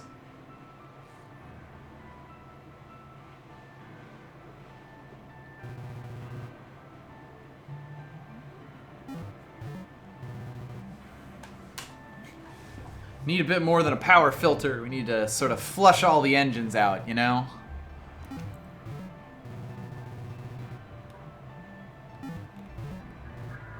Thank you, Trace. You're quite trusting. Meat engines is also quite good. Looks like there's a door up there, but no real way we're getting up in there. Yeah, like I said, there's a lot of things about the computers that make them read Eastern European. Both the way that they are written and the names and stuff like that. These things are gigantic, massive fuckers, and we can't seem to do much with them. You see they're basically like spewing worms out. You need to kill these things as fast as possible, basically.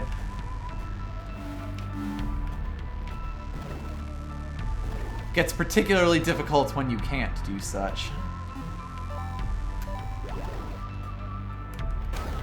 Oops, that's the Kilber.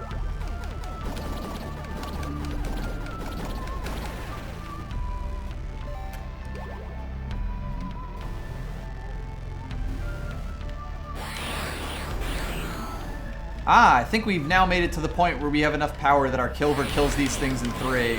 Yeah, that's very good. Because you can usually get at least one hit on these guys pretty safely. Nope, still can't do much about this, though. God, Trace. This whole world seems to be built around your vertical leap or something.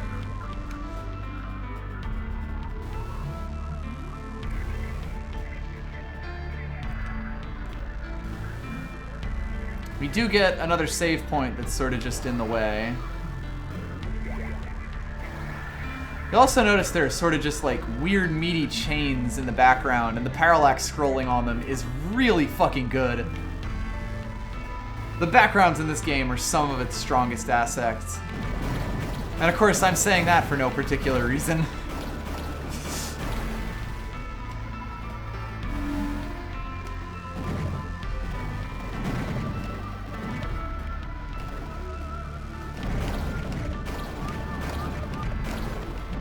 I believe you can hit these worm things, they're just rather wily.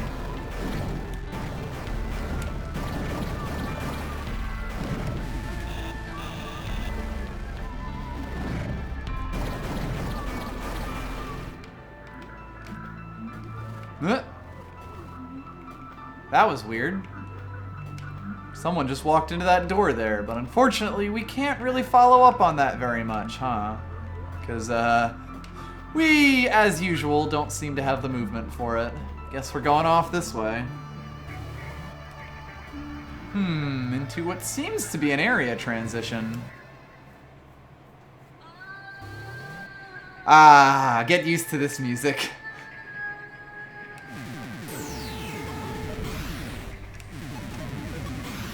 Also, be careful with these enemies. Yeah, okay, so they will shoot lasers at you no matter what, but corrupting them basically makes it so the lasers don't hurt you. That's really, really useful. Because if not, you will take a lot of damage from them. Yeah, this theme, I love this theme. It is like, oh god, all the music in this, but just, then it fucking kicks in, just, oh my god.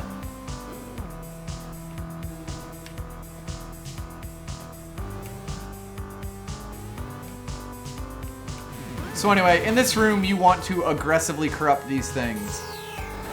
Because they'll also blow blocks up. Which gives us a much safer passage upwards. I believe we can drill through these holes that they make as well, but I might be wrong about that. Yeah, actually, no. We might be stuck in here until we corrupt another one of these guys. I'm not sure, though. There's definitely, like, an exit in the middle of this. I just don't remember where it is. Ah, yep. So there we go. I can't break these. Yeah, okay. Oops.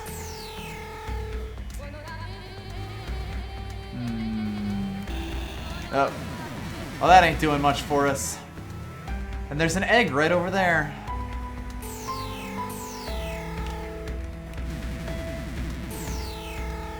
I believe you can't uncorrupt these guys once you corrupt them. Which is good, because that would suck if you could.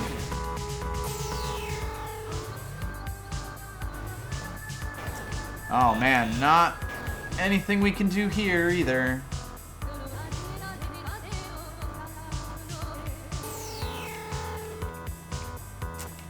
Looks like we're being kind of shepherded over in this direction. Oh, these fuckers.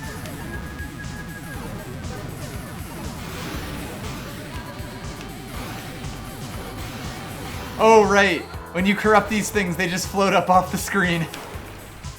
That's really good.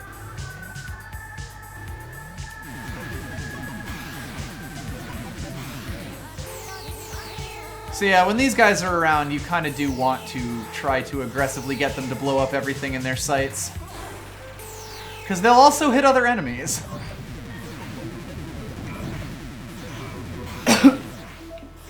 We turned that guy into a flying dude.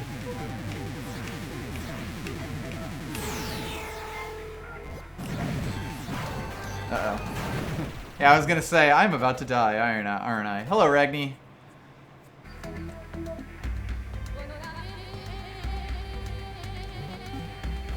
One nice thing is that because the game doesn't really work on a save system, we did just keep all of the map progress that we just made, which I really like.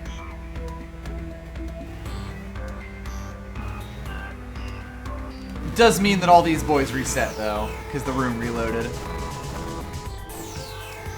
You will generally find it easier to get up this room by using this passageway instead of corrupting everyone that you see.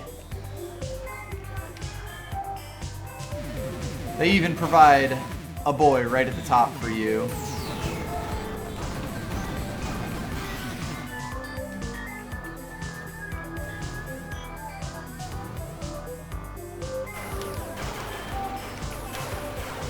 Luckily, these guys have really low health.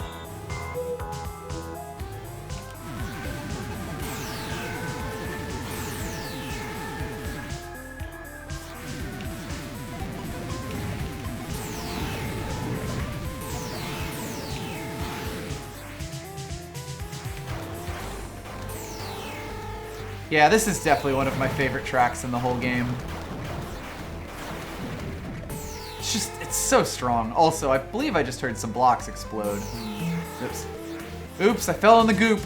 Ah, looks like something exploded right up top there, and I'm not going to be able to do anything about that, huh?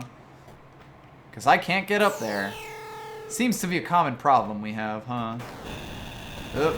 Oh, look, it's another one of those really tiny holes that I can't do anything about.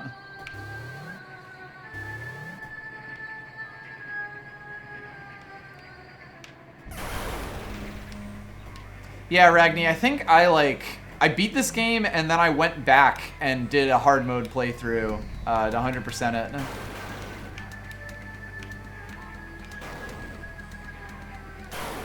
I feel like it just left a really strong impression on me.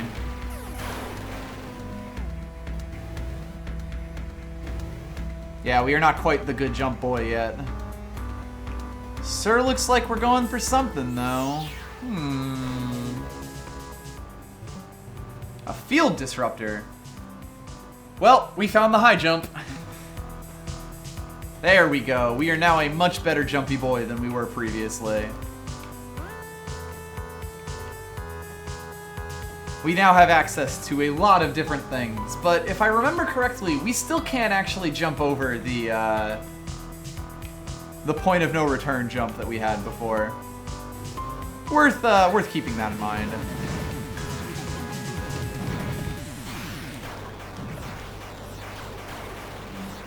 I want to let that guy go past so that I don't get lasered extremely aggressively. Uh-oh. I've made a very big problem for myself.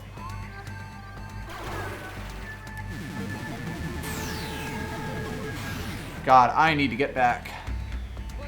Yeah, it does not boost your strength. It just makes you better at physics.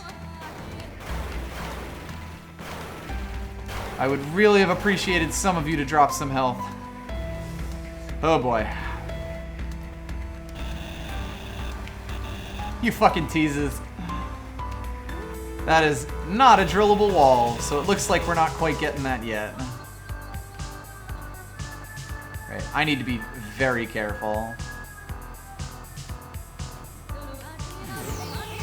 You know, to not do that. Fuck!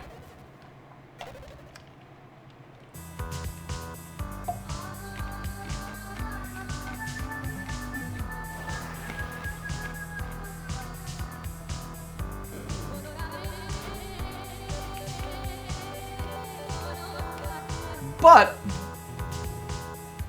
so an important thing about this game, because again, the save system is different than other saves. Like a save is not a reset. You keep the state that you were in. Which means that we can still jump very high. And that also means we can see the tops of save rooms, and unfortunately they're almost all disappointing. Oop. Ah, damn it. Yeah, so this laser room can be a real pain in the ass. I should probably mention that. Anyway, let's see if high jump can get us anything. I mean, I do feel like there were at least a few problems that high jump could have solved for us.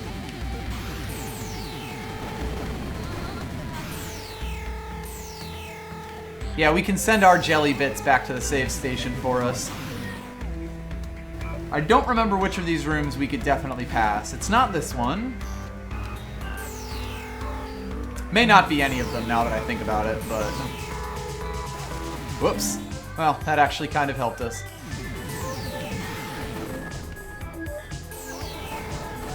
Oh!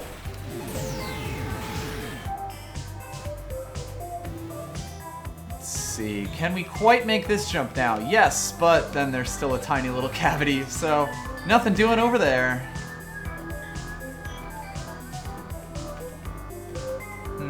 How about over here? Any drills? Nope. Looks like we actually do have to go back. Because our high jump is not actually getting us anything over here. These two are still normal, but I'm able to avoid them.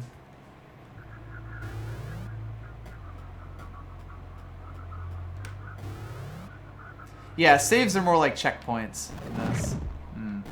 Well, you know, we can go over this way where we saw that person walking earlier. I wonder if we'll be able to catch up with them at some point. No, nothing doing there.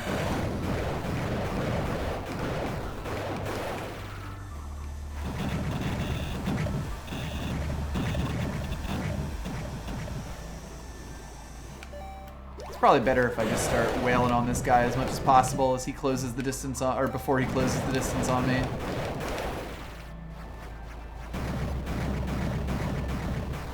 We get two options here. If we look over at our map, this one looks like it might lead down towards this room, which we were, I think, in before. I believe this was a room that had some zombies in it and a place we couldn't get with our high jump. Of course, it also looks like there's not much to get over here. Maybe we can drill through those walls or something.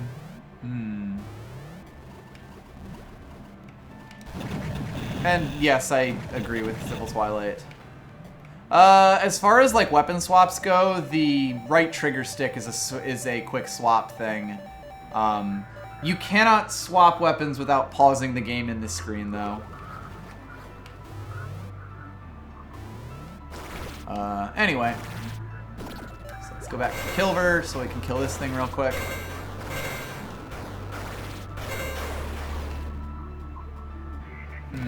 Oh, more worms, but they're not really that bad when they're like that. Sort of in a very specific position that makes that easier for us to deal with. Oh, another room with zombies in it. Looks like 2 directions we could go. Not much we can do with that.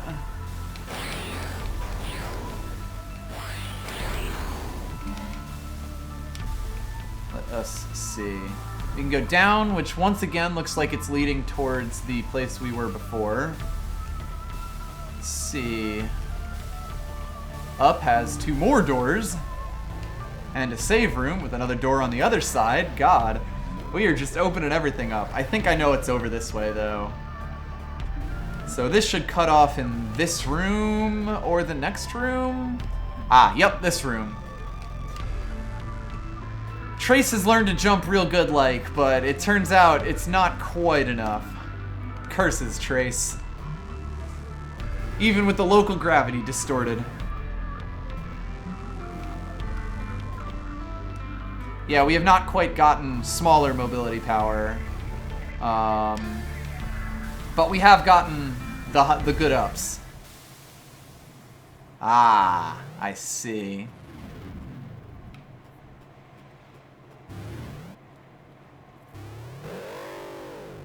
Yep, this is the fight I thought it was. Oh, crap.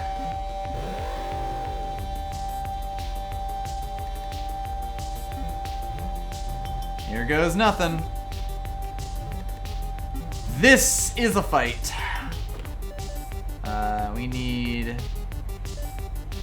a lot. So the first thing I am going to want to do is activate as many of these platforms as I can.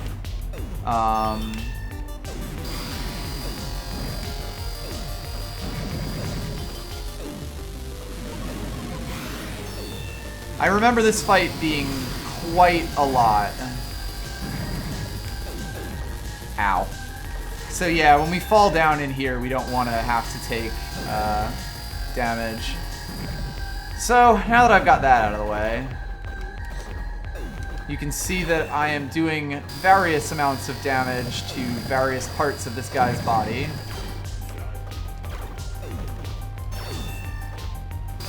This seems like a pretty safe place to stand right now.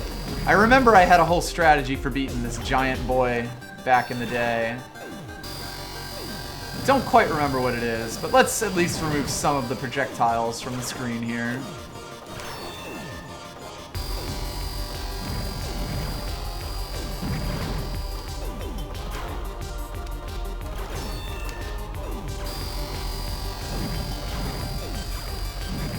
Oh right, you can totally just use the disruptor here to fuck that one up, so that's good.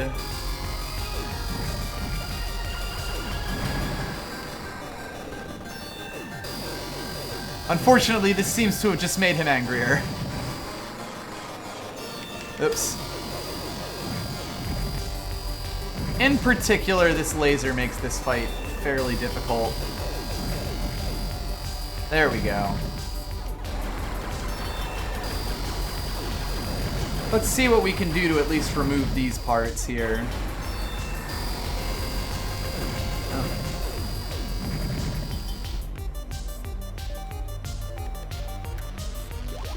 Yeah, this guy is definitely one of the more annoying bosses. Just as on the whole, it kind of requires like a lot of mechanical skill and to do a lot of different things while you're taking a lot of damage. And finding the safe spaces here is kind of like trial and error, I've found.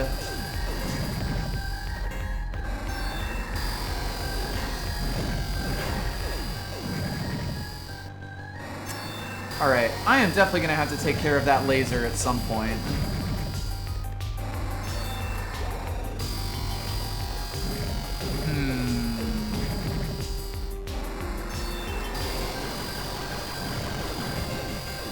Uh-oh.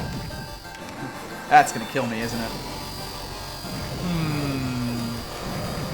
So it's important to note that basically everything I've been doing here has not actually damaged the boss. The only way to do that is to actually hit him in that little face bit that's like sort of out in the front here.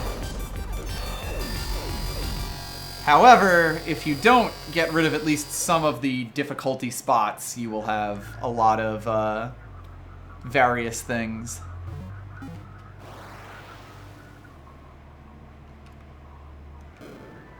So yeah, that is definitely one of the boss fights that I was stuck on for a while. Let's see if we can't power our way through it.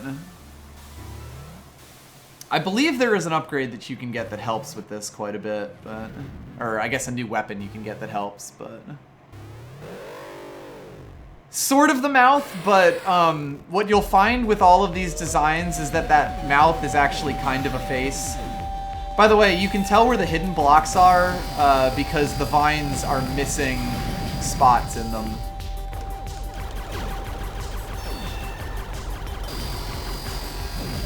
Let's see. I know that there is at least one angle I can use here that basically allows me to hit that fucking cannon. Is this it? Yes, it is. Oh, thank God. That laser is by far the most annoying part of this fight.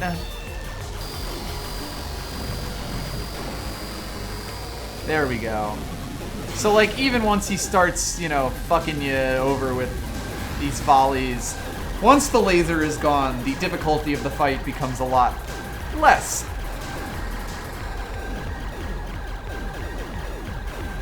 But yeah, he does sort of start pulling out new tricks, but if you know where to stand, this is basically how you do this fight. This fight is very much knowing is half the battle. That won't quite do it. Let's see. So now we kind of want to take out these barrages that he's firing. So let's see if we can't do that. I think the laser is by far the highest mechanical cost thing in this fight. I also don't think that there's any way to kill that whatchamacallit thing up there. The giant fiery lasery. I don't know why I'd even call it a whatchamacallit. There isn't really a name. Anyway, once you figure out what parts you can destroy and like where to stand from points, this is not a very hard boss. It's just definitely a block for a lot of people because there's so much going on that it can be really difficult to figure out what the game is even asking you to do.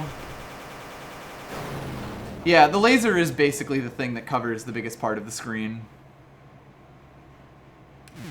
Anyway, there are other corruptible blocks here that we can use to get across this area.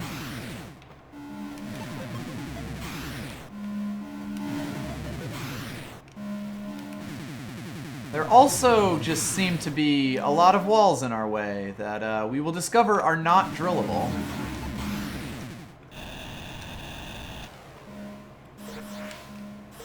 This boss drops a ridiculous amount of health, like so much more than you could ever need.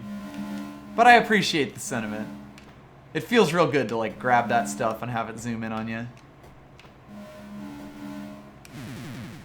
Nope. Not much I can do with this either, huh?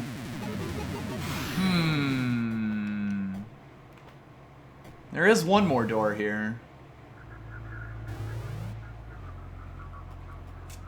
This door? Ah. Hopefully this is the power filter. This gigantic, I don't know, organic iron lung that's going on here.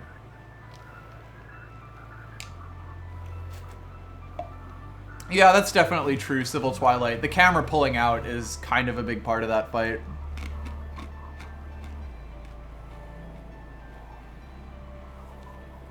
Need some time for the poison to clear, but I'm not dying actively now, which is nice. And so Trace is like, well, can you give me some plot then?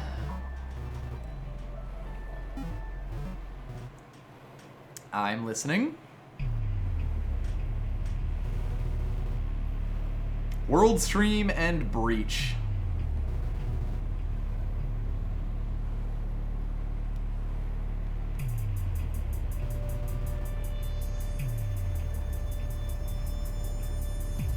Sudra keeps Breach in check. But a man came through. Athetos. Pattern Mind. That's... We're getting a lot of proper nouns out of the way right now.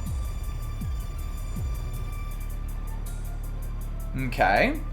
At least we got an explanation for the skeleton orgy.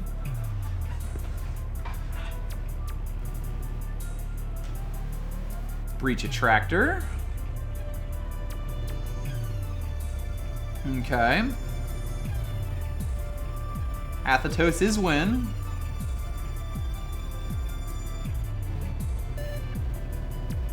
Ophelia.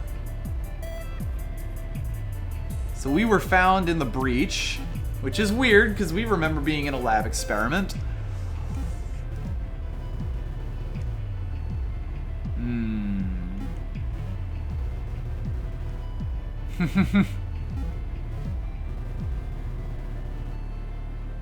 So now our next big task is to enable the repair drones.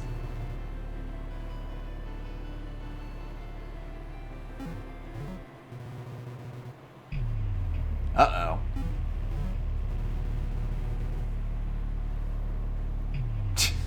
That's doesn't really inspire confidence, Elsa Nova. Of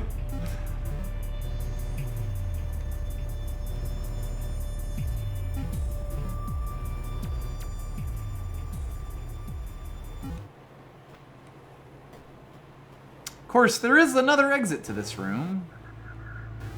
And inside, we get a new power-up. And to go, I would say that it's really good that the game sort of dumps plot on you before giving you the lab coat. Because once you get this, the game changes. If you double tap and hold while pressing against a wall, you can teleport across the wall now. Biomechanoid. So, you'll notice that they have very cleverly designed this so that even basketball playing Trace here cannot quite make it out of this room. Unless we can now pass through any one tile wide wall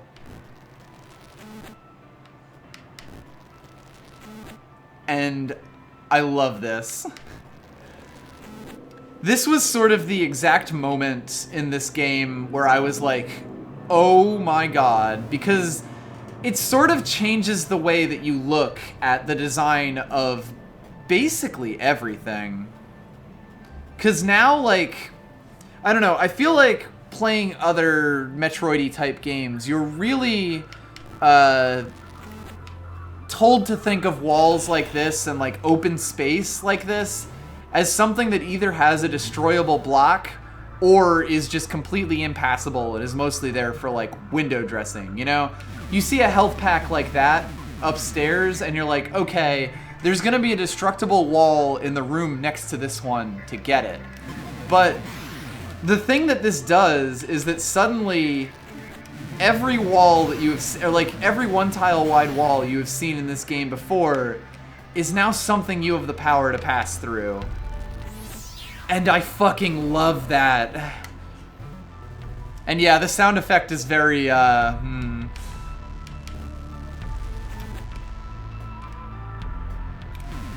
This, on its own, is probably one of my favorite overall, like, just upgrades in this game. It changed the way I looked at the whole map, and it's probably one of the biggest reasons I like this game as much as I do. It's a very meaty sound, yes. And we're getting to 5 o'clock, so I think what I'm gonna do is actually try to go back to that spot that I marked with a 2, because I think with this lab coat, we should be able to do what I want. Yeah, like the game really twists a lot of the, and like plays with your expectations of a lot of the Metroidvania standard upgrades, you know? Like, this game sort of makes you rethink the way that you think of your upgrades, basically, if that makes sense.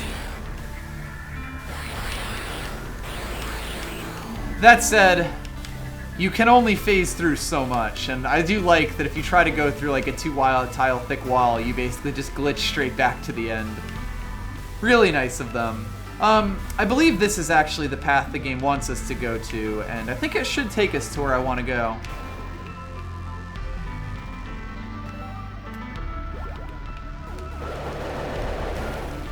Can't do nothing to me. Yep, this is in fact the room we want to be in. Nice. I love it when things come together. You will find that we can actually like get up these places that we were once stuck on because we have the higher jump now. So like our mobility has just increased kind of exponentially.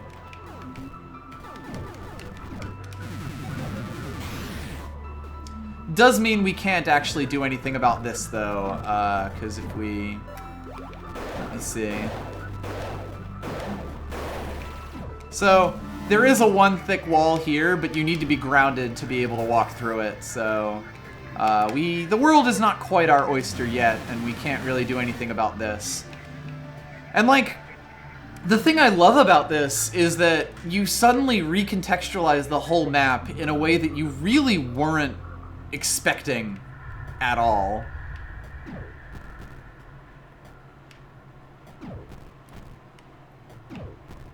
Just phasing through walls constantly, and I hate it. Now, I believe we have like a CRT monitor effect to go find. Let me just go take care of these, and I think it's that wall over there where that guy is standing.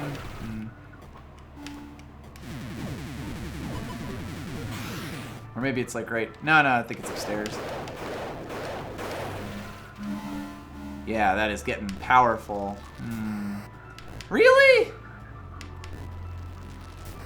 I could have sworn that you could get into this with this. Ah. Are we gonna have to go like way later for this? That is wild. I don't think it's this. Nope. This is definitely the entrance to the thing I want to show off, and it just does not want to do it for me. I wonder if these things just don't unlock until later in the game. Like, that is possible. Guess we're keeping that marker on a little longer. I'm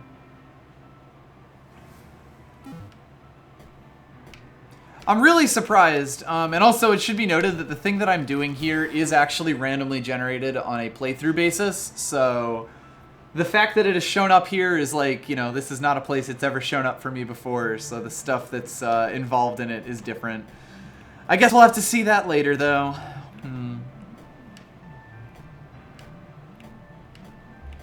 That said, there is quite a bit of stuff that we can now do as long as we can find some one-pillar wide walls to go through. Of which we will find quite a few. Either way, I think I am going to finish up now, though. Oh, I bet I can actually... Ah, nice. Glad I remember that exists. It's just another health node fragment, but, you know, every little bit counts. Anyway, Will-O-Wisp, I am actually finishing up now, I think, so... I think I made some pretty good progress here. We made our way through, let's see, Erebu, Absu, Z, and Kerr, the one with the real good music. We're going to be spending a lot of time in Kerr in the future, but I believe we still have a few things to pick up in Z now. So... I hope y'all enjoyed. I don't know exactly when I'm going to play this. It may be next Thursday if Serene is still unable to do to host Bomberman tournaments. It may just be some random day that Serene and I are both available for streaming, because I do want her to be along for at least some more of this. Yeah, we got some weird guns, did bad things to the fabric of reality, we blew up some gigantic monsters. This game definitely does a lot for scope and scale of things. But I hope y'all enjoyed. Yeah, basically. We'll see how it goes when I end up streaming this next. Me too, Quark. That's kind of why I did it. I'll probably end up playing like Hollow Knight and whatchamacallit, ESA on stream at some point, because there are other relatively recent games that I've really enjoyed. Anyway, I will see you all later. Bye now.